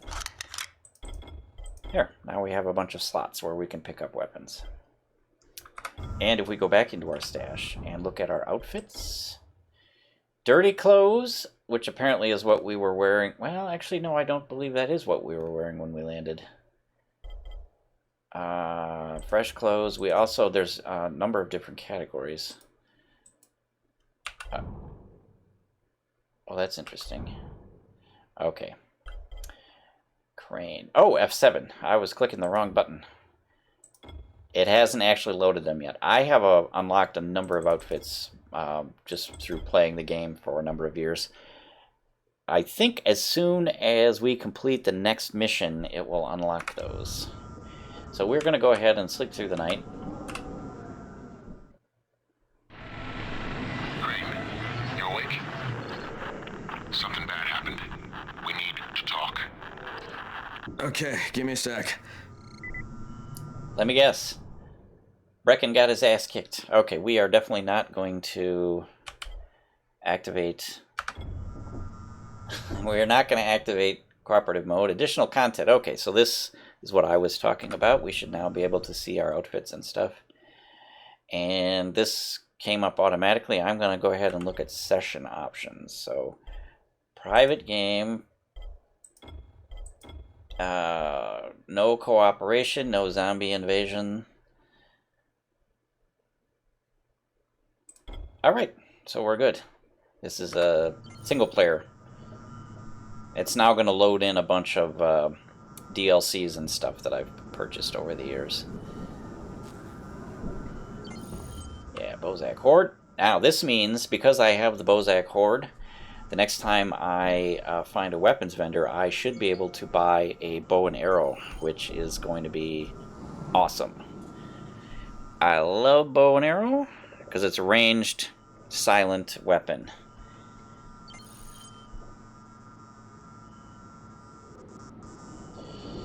Alright, it's going to keep doing that. I don't know how much more is left. I'm going to go ahead and look in my stash and see what outfits we have. Yes, okay, we've got a whole bunch now. In addition to dirty clothes and fresh clothes, we've got athlete and runner. And here's the Christmas party one that we when I first talked to the Quartermaster, there was a docket for that. Now, whatever outfit you have on, it doesn't affect your gameplay. The only time it actually makes any difference is when you're playing co-op with somebody. What they see when they look at you will be determined by what outfit you're wearing. So the only person that can appreciate your choice of outfit is whoever you're playing with. And you can play with up to 3 other people, I think. So there's a whole bunch of phone calls.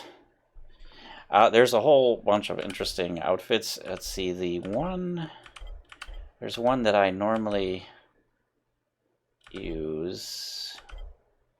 Some of them are ridiculous. Here's a lot of people favor this one, this ninja outfit. Special Agent is kind of fun because you're running around in a suit.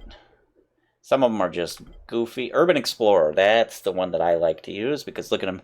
He's got a bunch of pockets and stuff. He looks like somebody that's running around, you know, looting stuff, carrying stuff. So I'm going to go ahead and use that one. But like I said, it won't make any difference to gameplay. We won't even see it. I don't think there are any mirrors where you can look to see what you're wearing. Yeah, there's a whole bunch of different ones. Alright, but let's get out of here. Let's find out what this... Get back to the tower, or get back to Spike.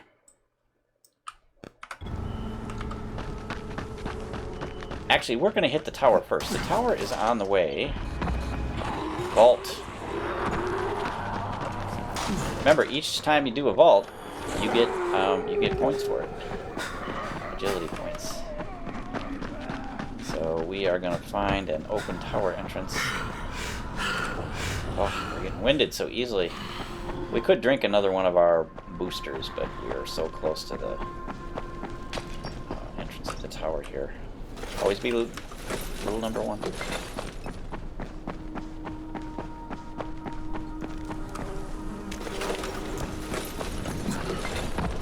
Alright. One more corner, and there we are. Here's our entrance. Safe zone. Wolverine's dad will be hanging out up here. There's Wolverine's dad, and we've reached the point of the game where if you wanted to play co-op, you could. Let's talk to the old Quartermaster and get all of the loot.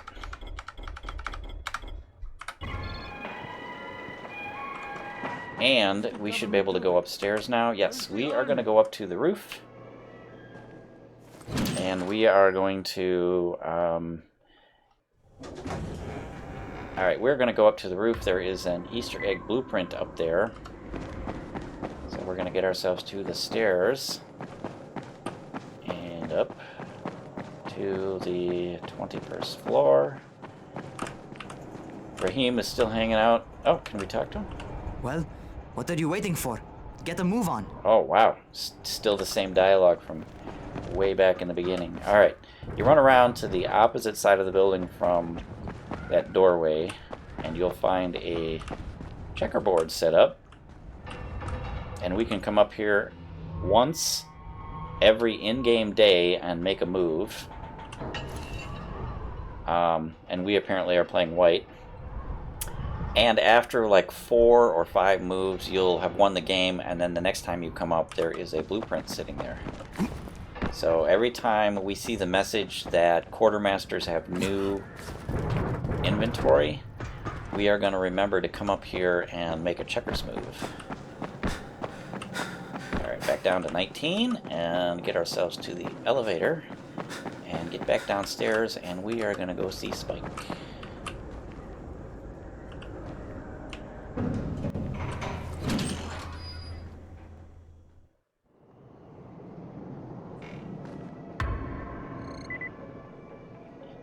Alright, I just noticed that we are running pretty long, so let's get ourselves outside real quick and go talk to Spike.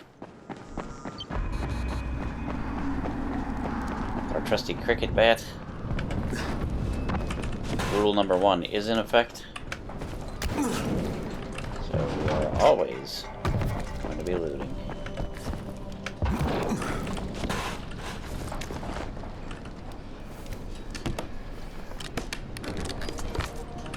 And I would like to thank the loot fairies that apparently come by and restock all of these places that we just like loot continuously all the time like a madman. There you go, sir. Oh, your body is on top of my chest.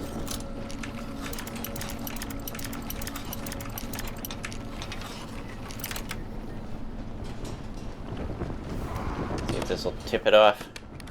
There you go, sir. Oh, more throwing stars. Just what I did not ask for.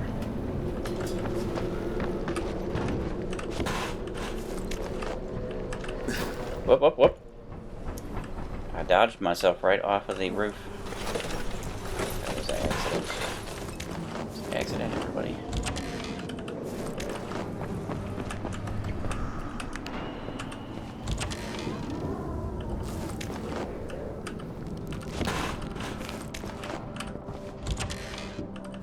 Alright, we gotta get to Spike. Time is wasting.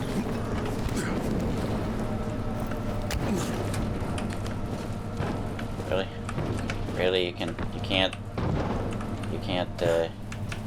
manage to jump up there, sir. Wow, that is like super lame, and I can't climb up because that antenna's blocking me. Now this lady is standing in the way. So annoying. Come here, lady. I'm gonna judo you off this roof. Let's go. Come on. Come on, sister. There you go. Oh, no. Alright.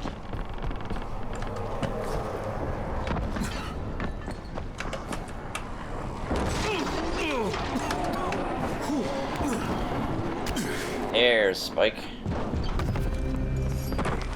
Good word. What's up, Spike?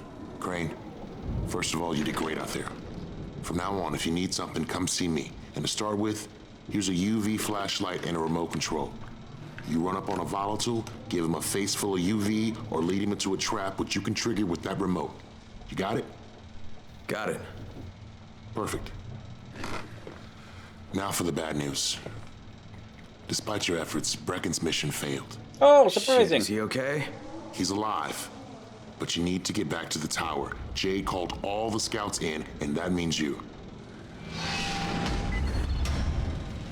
Ooh, nice. Oh, we didn't level? We must be like super close. Yes. 500 more points. And I'm just shocked beyond words that Brecken's mission failed. That is just unprecedented. And I see he's working on his alleged program or whatever he's got going on here. And as soon as we leave, I just know he's going back. Counter-Strike or whatever he's playing.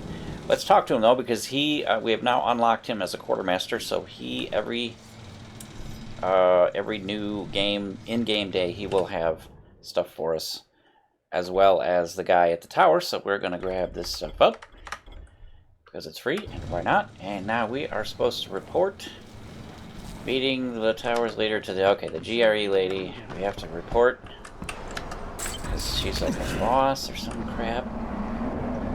And that is right on top of that roof of that building there that we were just on. We were just on that building. Man, I don't... That's so annoying. Jump up there.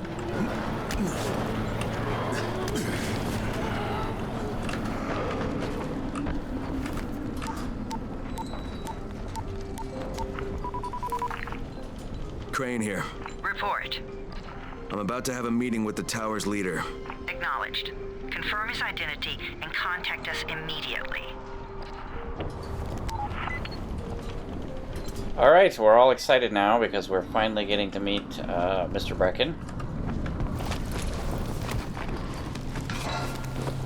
Which will just be awesome, I'm sure.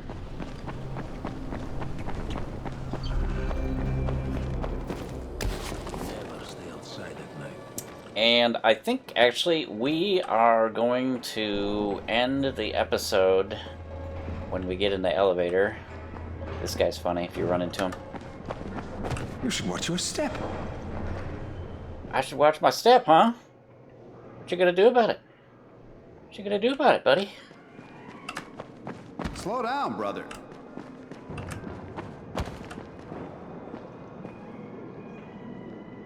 He's like the hall monitor. Nobody run in the hall. Whoa, careful. Anyway, I want to thank everybody for hanging out with me.